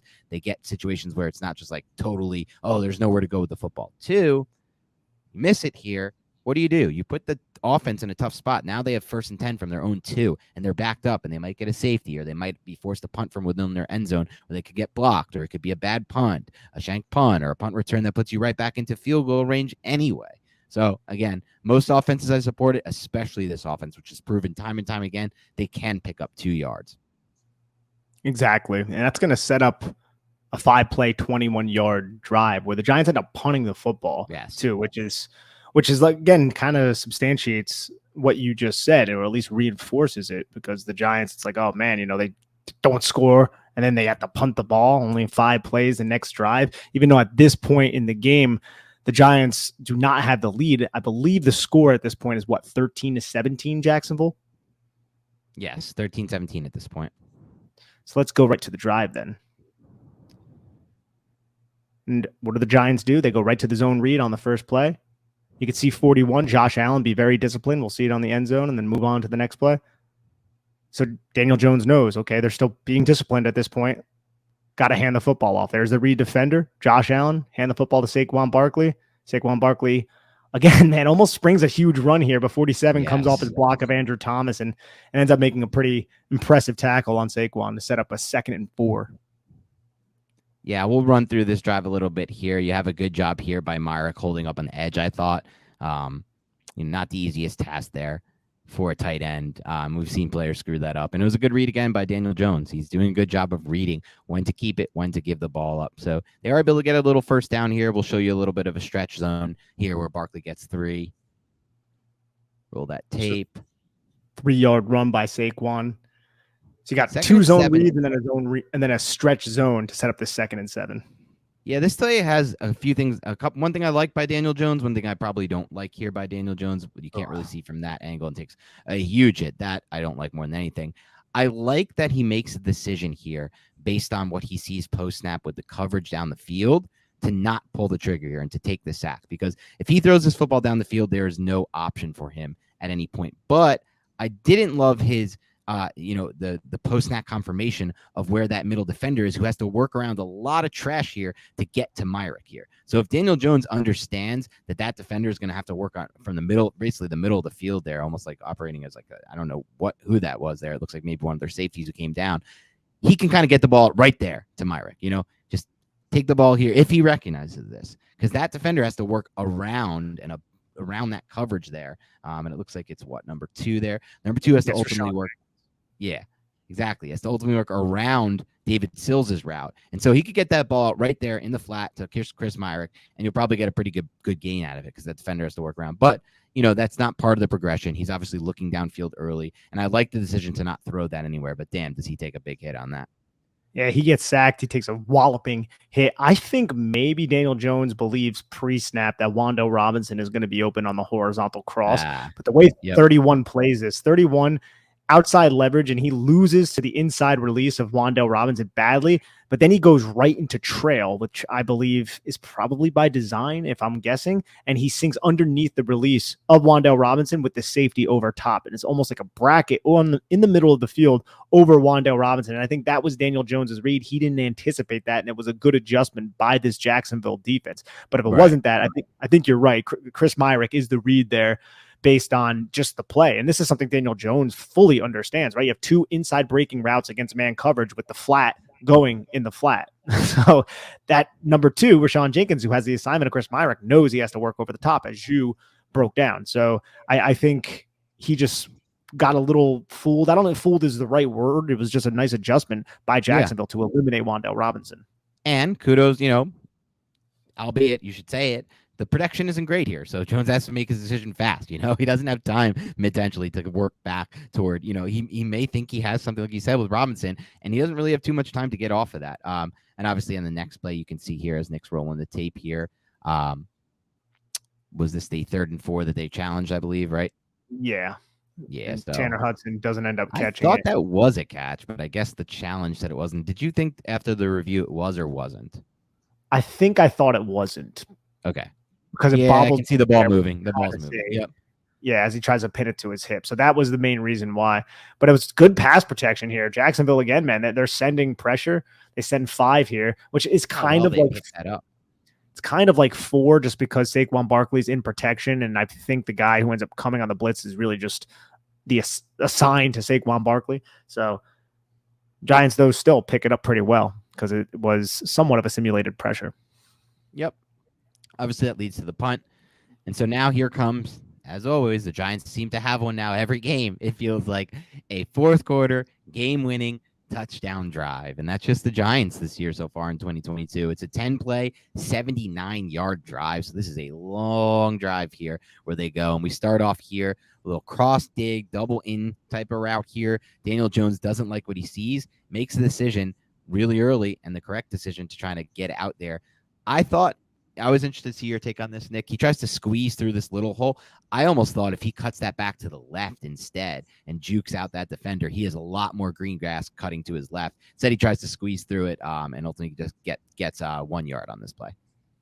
Yeah, he would have had like 20 yards if he did squeak through. And he may have known that there were 2 clear out routes to that side, but I'm not going to sit there and fault him when all the bullets are flying for something like that. And again, you could see what happens with Wan'Dale Robinson on this deep cross. You have the center field safety paying attention to him, and then 31 kind of allows Wan'Dale Robinson to win outside, and then he just rotates, does a speed turn, and then sinks underneath it. You could tell that the Jags circled Wan'Dale Robinson and were like, we're not going to allow you to beat us over the middle of the field.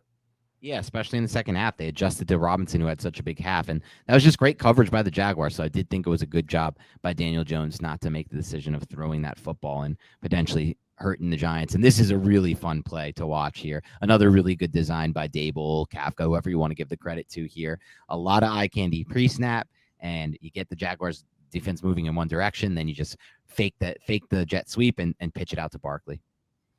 Yeah, fake jet sweep to the linebacker. Josh Ezeudo gets a pancake against Foley Fatukasi, my guy. It looks like Fatukasi's right foot just like doesn't end up planting, which allows Ezeudo to drive him into the deck. But look at Ezeudo just kind of steer Fatukasi, because Ezeudo's losing the pad level battle, but he's moving laterally. Ezeudo, he keeps his feet moving, he stays square, and then he just uses his power to win this rep. That's an impressive play right there from the kid. Damn right it is. And that sets up a 3rd and 1 situation here for the Giants, which, again, they are able to convert. This is a 10-play, 79-yard drive. And here's just an example of what I was talking about a little bit before here. You have multiple Jaguars defenders penetrating here upfield. 95, who really should have the Giants dead to rights here. 44. But both of them have to account a little bit. You can see it with their eyes for Daniel Jones and Saquon Barkley here. And again, you see Jones making a pre-snap alert here. But they have to account for him. And so you got a guy like with Matt Breida, who all he needs is one step. All he needs is a little bit of hesitation out of those two penetrators, 95 and 44. And that's exactly what he gets to make that play. And you could see as they kind of try to, like, as they recognize that, okay, it's not going to Saquon Barkley. It's not going to Daniel Jones here. We have to go back. It is going to Matt Breida. It's too late by that point. It's just too easy. I mean, what just happened on the last play? Tanner Hudson, fake pitch or fake jet sweep, pitch it to Saquon Barkley. Now you actually run this little jet sweep type of play to Matt Breida, who's the wing back coming from that same position, and Jacksonville doesn't anticipate it. It literally almost is like Mike Kafka is everything that he's doing. He's playing chess when other teams are playing checkers. It almost seems like, and I'm not saying that to be disrespectful to other coordinators, but you can just tell how every drive he has a plan to use certain looks and then run plays based on what those looks were, if that makes sense. It does make sense. And it's a lot of what some of it was like these types of things, at least, are some of what we saw with Andy Reid in Kansas City. And I know he learned a lot of it there. Like the idea that you can pick up a lot of free yards with a lot of jet sweep type plays and that type of action pre-snap with the pre-snap motion. And, you know, like you mentioned earlier, I'm ultimately more concerned about losing him than Wink Martindale this offseason, because somebody's going to look at what he's doing here and be like, this is some top level offensive coordination right now. And obviously, as you see there, the Giants tried to run a little bit of a double move, it looks like there. This was a really risky pass from Jones. He tried to layer it over the top there. Good read, I thought. I mean, a good job at least of kind of working through his progressions pretty fast here. But just ultimately nothing really open, and he tried to make a difficult throw. Yeah, Rashawn Jenkins played this really well. He's the defender who was initially tasked to be on Chris Myrick underneath, and Daniel Jones anticipates that he's going to stay there, but Rashawn Jenkins almost intercepts the pass, just sinking underneath the 7 route off the double move by Darius Slayton. But go back to that one real quick, Nick, before we move forward and go to the end zone view, because I will say one thing about that play from the end zone view. By God, my man, by God, is the pass protection pretty on this one. I know ultimately there's no routes open, whatever, but Jesus Christ, there is just no one within anywhere near Daniel Jones's sight there. He can just manipulate that pocket, work back from left to right, and make any throw he wants there. Nothing open, but a great pocket nonetheless. You'll love to see it. Then we have Daniel Jones using his athletic ability. And this is an impressive run. 24 yards on a 2nd and 10 by Daniel Jones, who quickly realizes, okay, I'm going to run this football. And he runs through an arm tackle to pick up like an extra 7 yards or something like that. And if you look at the route concepts here, you have Chris Myrick releasing on a drag route after the chip. You have the Darius Slayton kind of running a whip type of route. He kind of goes inside and then he just pivots back outside. Wan'Dale Robinson is running kind of like a wheel route, kind of up the numbers a little bit, has a little bit of leverage, but Daniel Jones feels the pressure as the Jacksonville Jags bring the blitz, and he just bails the pocket and runs into space. Smart decision by the kid. And honestly, if he doesn't get tripped up there by 5, he probably houses this. He does. And you could see him slam the ground after. He knew how close he was to creasing that with that cutback. And I love it. But I really, and that part is cool, right? He almost creases that. He almost stays on his feet and runs it. But I just love how fast he was able to process the blitz there. There were 2 linebackers or 2 second-level Jaguars defenders blitzing there. So he knows that they're blitzing, and he knows based on that blitz that if he just takes off into that little area early, he can make a big play. And that's exactly what he does. He goes into the vacated area, makes a decision early, really. He doesn't even really, he just understands that is going to be there. It's going to be an option. And again, pretty good pass protection there by Barkley, a little bit extra help there. But that's a big play by Daniel Jones to process that fast and to know that the best option here when they're blitzing those two guys is to just take it himself and run for 24 yards. And that sets up a 1st and 10, just another zone read. And this time, Daniel Jones ends up keeping it. And look at this block by Andrew Thomas to get in the way of Oluokun. Just eliminate him from the play. And it actually looks even more impressive from the sideline angle. Good read by Jones. You can see the defender pinch. Exactly. Andrew Thomas. And that's the thing, man. Like, you think like, oh no, right? Daniel Jones just ran a 24-yard run where he had to put so much into it, cut it back, almost housed it.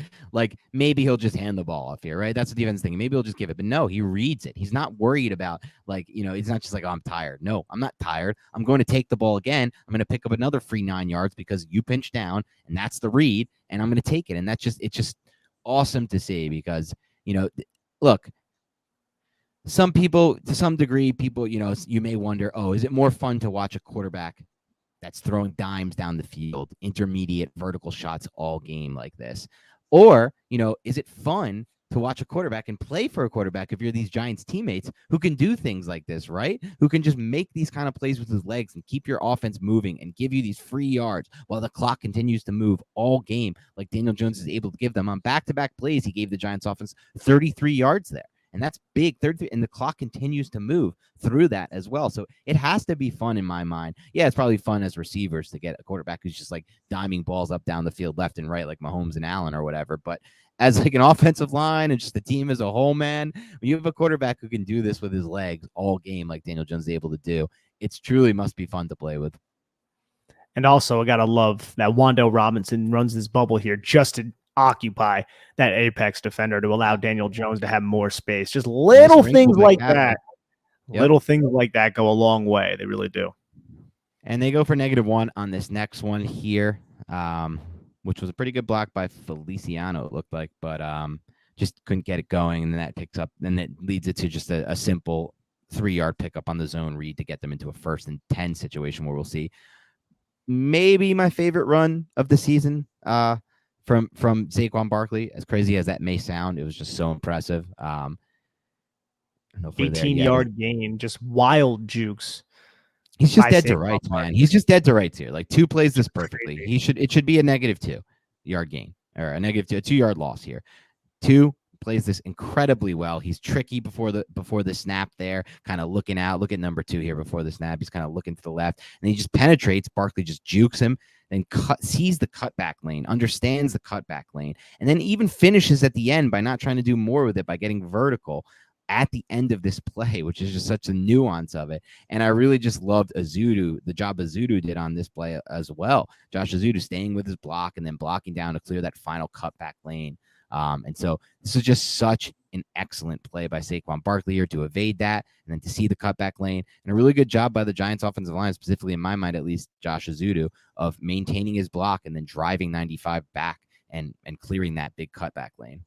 He's so low to the ground when he cuts here.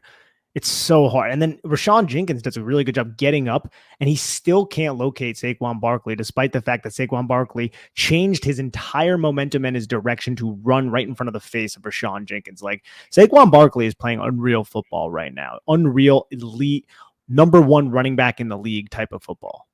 Yep. And then we got a DPI that we didn't show you, the Slayton defensive pass interference, which neither Nick nor I think was actually pass interference. But, we'll take a couple breaks. Then, like, 2 straight penalties by the Jaguars, 1 12-man, and I think they were offsides. And so it's like 1st and goal from the inches. So they finally just do the smart thing that I love to see NFL teams do. Just use the sneak, man. The sneak works all the time. If it's 1 or less for me, Nick, I just want to sneak. And you know what I want these days? I want to sneak with an up back right behind the quarterback to do the push thing, because they allow this push thing. It's legal now. So you just sneak it. You get the guy behind him. He pushes him forward. God bless you. You can't stop that no matter what. So I love that they did run the sneak here. You can't have, you lower your margin of error when you run the sneak.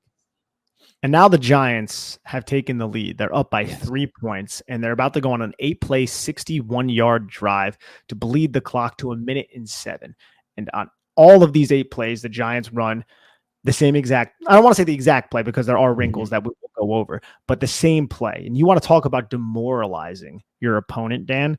That is exactly what happened when Mike Kafka, Saquon Barkley, and this Giants offense went out there and just consistently ran power, pulled the backside guard. Saquon Barkley, big personnel with Devery Hamilton in there. You'll see it right now. We'll bring it up on the screen for those watching. We can just run through these plays because it's the same exact freaking thing. Josh Ezeudo is going to pull. The fullback is going to kick out. Josh Ezeudo is going to lead block. On the first play, Saquon Barkley bounces it outside for a nice gain, gets a first down. So now Jacksonville's like, okay, well, we're going to have to stop that, presumably, right, Dan?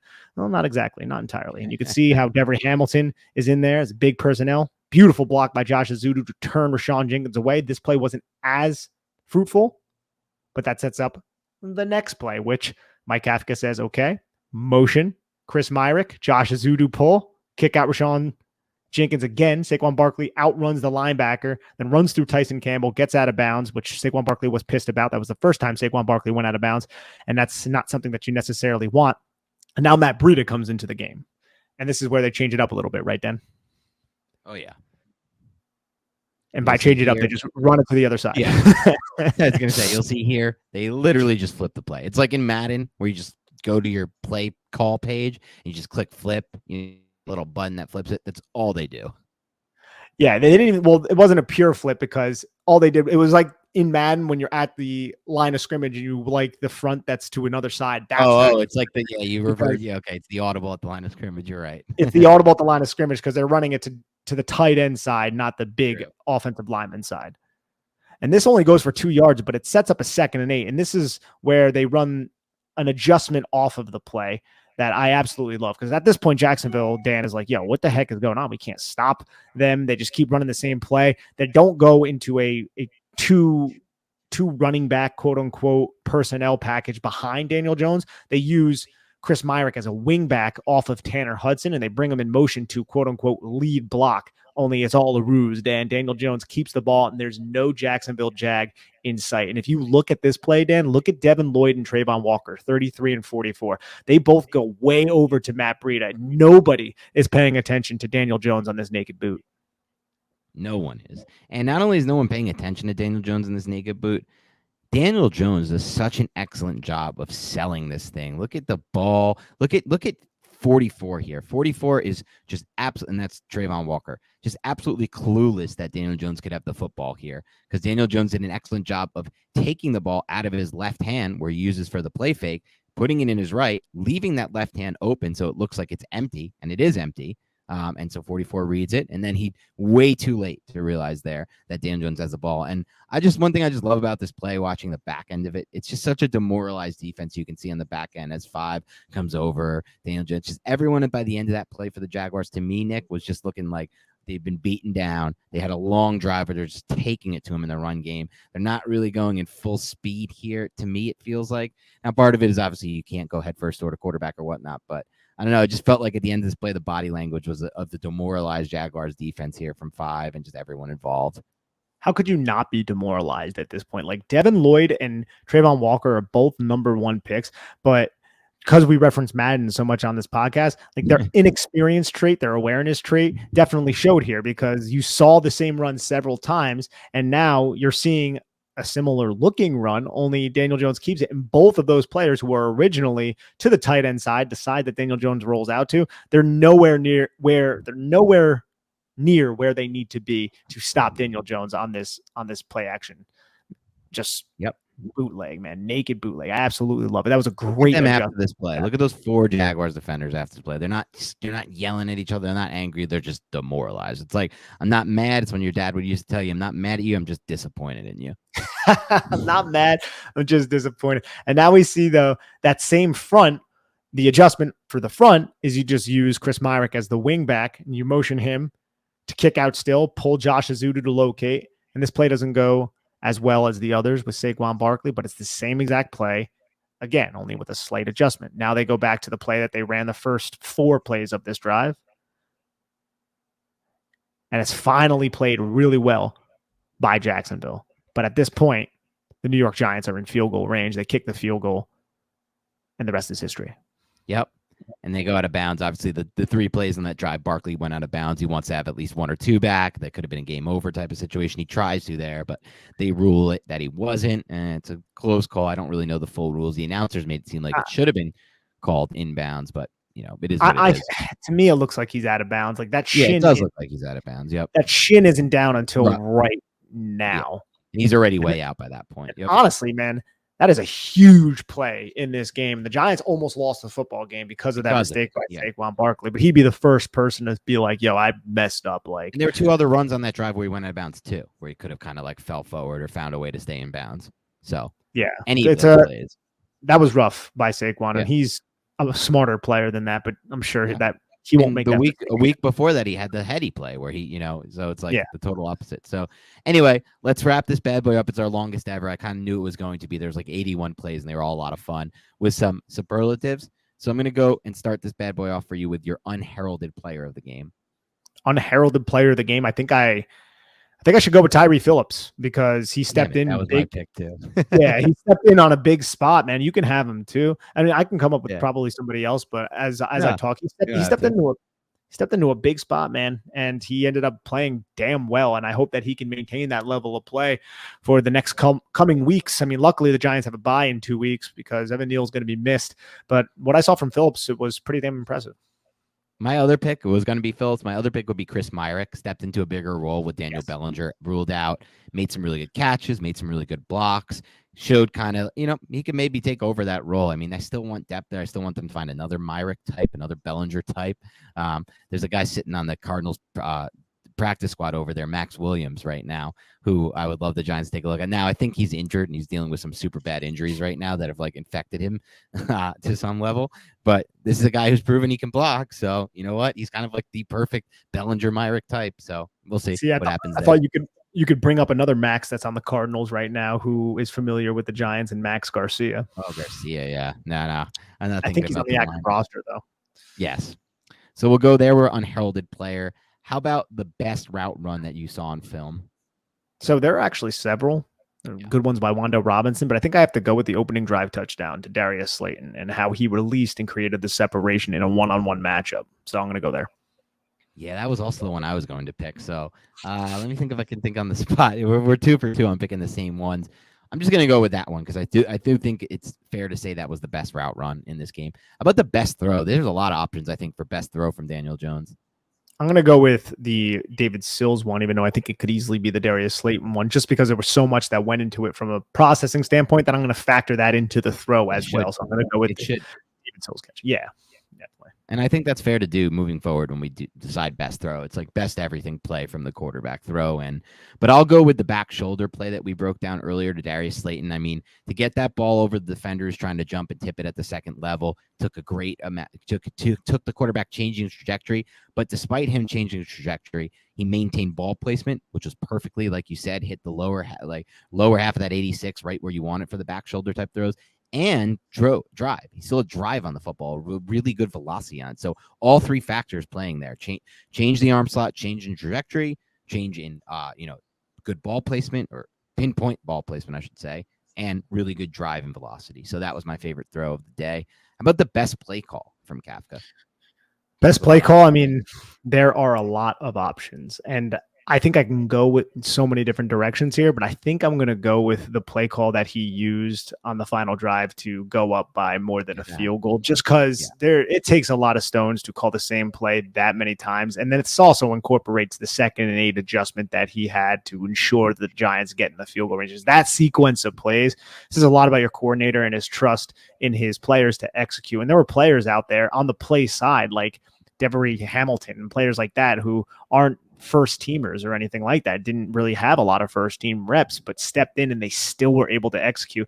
And that kind of goes to the tough, smart, and dependable mantra that this team really preaches. It's like, well, if big injury happens, unfortunately, do you have the stones to step up and execute your assignment? And Hamilton proved that in that role, he was able to do it. Tyree Phillips did it. You could say Chris Myrick did it. A lot of players did it. And it says something about the roster that Joe Schoen is constructing right now.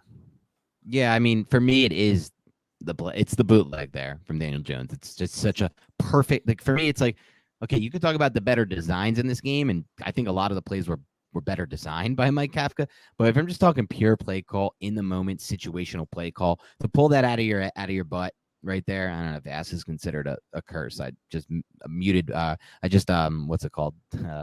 Not muted. Censored myself for no real reason there. You can say ass, like is ass considered a curse these days? I don't know why I censor myself, but to pull that out of your ass right there, and then Daniel Jones perfectly, shows the empty left hand and then keeps it. It looks so smooth, man. Like everyone who texted me about the Giants texted me immediately, and all the group chats and the individuals like, my God, we got the guy, we got Kafka. So for me, it has to be that play call. Overall, how about the best player for you on film? Best player on film for me, dude, it could be three guys. I think you have to start saying there's a big three. It's not just a big two. And I might go with Daniel Jones again for the second consecutive week. I think it could have easily have been Andrew Thomas. It could have easily have been Saquon Barkley. I think Daniel Jones had a couple mistakes, but the gravity of the situation for a quarterback is much more burdensome than the other two positions. So I'm going to go with Daniel Jones because he's making the plays that this coaching staff is asking him to do, and he's playing relatively mistake-free football. Yeah, Daniel Jones was our pick, both of our picks last week individually. I think that was the first time that's ever happened since we did the podcast. He's your pick this week, and he's my pick this week as well. To me, it's even more defined in this week's film than it was last week against the Ravens. I thought Barkley had less of an amazing standout game this week, personally. I mean, look, those few plays that we broke down were unbelievable, but this was not a Barkley game plan. This was not a Barkley game. This was a throw the football game plan. Yeah, they leaned on the run at key times in the second half, which was awesome to see. But some of that was Daniel Jones as well, which, flips it back to Daniel Jones. Andrew Thomas, he probably deserves to be he definitely deserves to be in the conversation every time. And I mean, look, if you're talking to a football purist and you're like, yeah, you know what? You should probably pick Andrew Thomas, because I get it. Like Andrew Thomas should have to do a weird football nerd voice. I don't know what I did there, but it was terrible, and I won't do it again. I promise that. But Andrew Thomas probably played a more. I guess what I'm trying to say, Nick, is Andrew Thomas probably played a more perfect game than Daniel Jones, but Daniel Jones is responsible for so much more than Andrew Thomas is. He's responsible for being in complete command of the offense, and I felt like in this game, it was the most commanding. It was it felt like watching a pitcher who's in full command of his arsenal, and who's just you know what I mean? He's just throwing the ball in the spots he wants to hit every single pitch, and he's got batters that are just reeling against him. And that's how I felt like with Daniel Jones in this game. He was in full command of the Giants offense, more so than I've ever seen him, even though he's had two good games before this that he's stacked. And in addition to that, he made some unbelievable throws. He made some unbelievable reads, the Sills read. We've talked about all these already. And some unbelievable runs and some unbelievable zone reads as well. Just so much good in command of this offense. So to me, it's actually more clear-cut than it's been in any other week, and it's Daniel Jones. We talk so much throughout the season about Saquon Barkley and how he's running with so much conviction.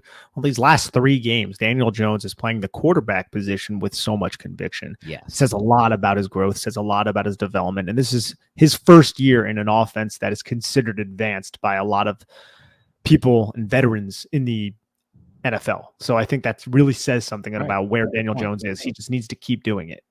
Yeah, so the whole thing is the same thing with me and with Nick and I. It's all about can you consistently do this for a large stretch, not just 3 games? And I'm starting to think he can, which is the exciting part, right? Because if he can do this for a long stretch, that changes in my mind at least the whole long-term feeling on a player like this, because he's never going to be a Josh Allen, Justin Herbert, Patrick Mahomes level talent, pure talent. He just simply does not have that. That's simple facts. He does not have the arm that those guys have to throw out of spots that those guys can throw out of. And that's just the case. But to be fair, those are really the only guys who do have that in the NFL. Like Joe Burrow, you can put in his own plane, because I don't know how much of it is arm talent and how much of it is just purely awesome anticipatory throwing by him and his post-snap, vision of the field, especially throwing down the field. But I think Daniel Jones can get to a certain level where, despite the fact that he never has that level of pure talent, he still can be somebody who's making the right decisions and in full command of an offense, right? Like Greg Maddux, for example. I'm pulling this back to baseball. Greg Maddux, old school pitcher. Some of you may know him, some of you may not. He never had elite stuff. He was never throwing 100 with an insane, breaking slider that people just wipe out slider that had that generated 28 swinging strikes per game. But he did generate a lot of swinging strikes per game because he hit his spots over and over and over again with his pitches. And that's kind of what I'm seeing from Daniel Jones. He's hitting his spots over and over and over again. In baseball, they call it command with the pitcher. I'm calling it command with the quarterback too. So we can get into that whole conversation another time. We don't need to wax too much poetic on this or whatever. Been a long podcast already, but I will say this, man, it's exciting to see. Let's do a pass blocking grade from you. Pass blocking grade. I got to go with like a 9.2. Pass blocking was good in this game, man. It's probably the highest we've ever given on this podcast is probably the 2 grades we're about to give, because there really weren't a lot of mishaps. I would have to say Josh Ezeudo had a couple plays that would bring it down from being a perfect 10, not to single the kid out, but he had a couple mistakes that we went over throughout the podcast. But I think a 9.2 is a strong and solid grade, and it's a fair one. I think so too. I'm going 9.4, Nick. There were some individual plays. Like there were some individual missed blocks. That's going to happen. But there were so many squeaky clean pockets in this game. There were so many pinpoint perfect pockets in this game. It's not something you're willing to you see a lot with the Giants, and pressure just wasn't really a factor in this game for the Giants offense in the passing game, and a game where they passed more than they ever did, especially in that first half. So a 9.4 to me is valid. It's probably the highest pass blocking grade I've ever given the Giants. This was potentially the best pass blocking game they've ever had in my mind, at least since we started doing this podcast, because I wasn't really watching the tape before that. So I don't know. But yeah, highest grade I'm ever giving. 9.4 from me, 9.2 from Nick. So pretty good stuff there. How about we'll finish this and wrap this thing up with a run blocking grade? Run blocking. Let's go with a 6.8. I think it was solid, but it wasn't spectacular. And some of the plays were just insane jukes and insane individual efforts by Saquon Barkley, but I still think it was solid enough to definitely be better than a 5 or something like that. For sure. And I agree with that. I think there were some big flashes that bring a grade up big time for me. So that's the interesting part. Yeah, Ezeudo, Thomas, even Phillips on a few plays, some big flashes in the run blocking. But I think, like you said, there were some plays that were just really just Saquon Barkley doing things in there. And there were a lot of plays where they didn't get things going in the run game at all times. And some of it was just zone read stuff, which is kind of just on the quarterback reading it right and making good decisions there. And some of those were plays where he dropped back to pass and decided to run, some of our biggest runs. So I think I'll go in the 6.6 range, just kind of like in that 2/3, a little above average range. Works for me, man. Yep. All right. Thanks to everybody tuning into the Big Blue Banter podcast. As you know, please subscribe, like on iTunes. Please subscribe, like on YouTube. Smash that like button if you're watching this video still now. Help us grow this podcast. Share it with your friends. That's all we'll ever ask from you. Otherwise, stay tuned. We're going to have more content coming this week. We got a defensive film breakdown coming tomorrow. We're going to do another mailbag this week. We'll do a preview of the Seahawks game. We're going to still figuring out who's going to be on that, but we'll find someone for sure. And then maybe a little other content if time permits later in the week as well.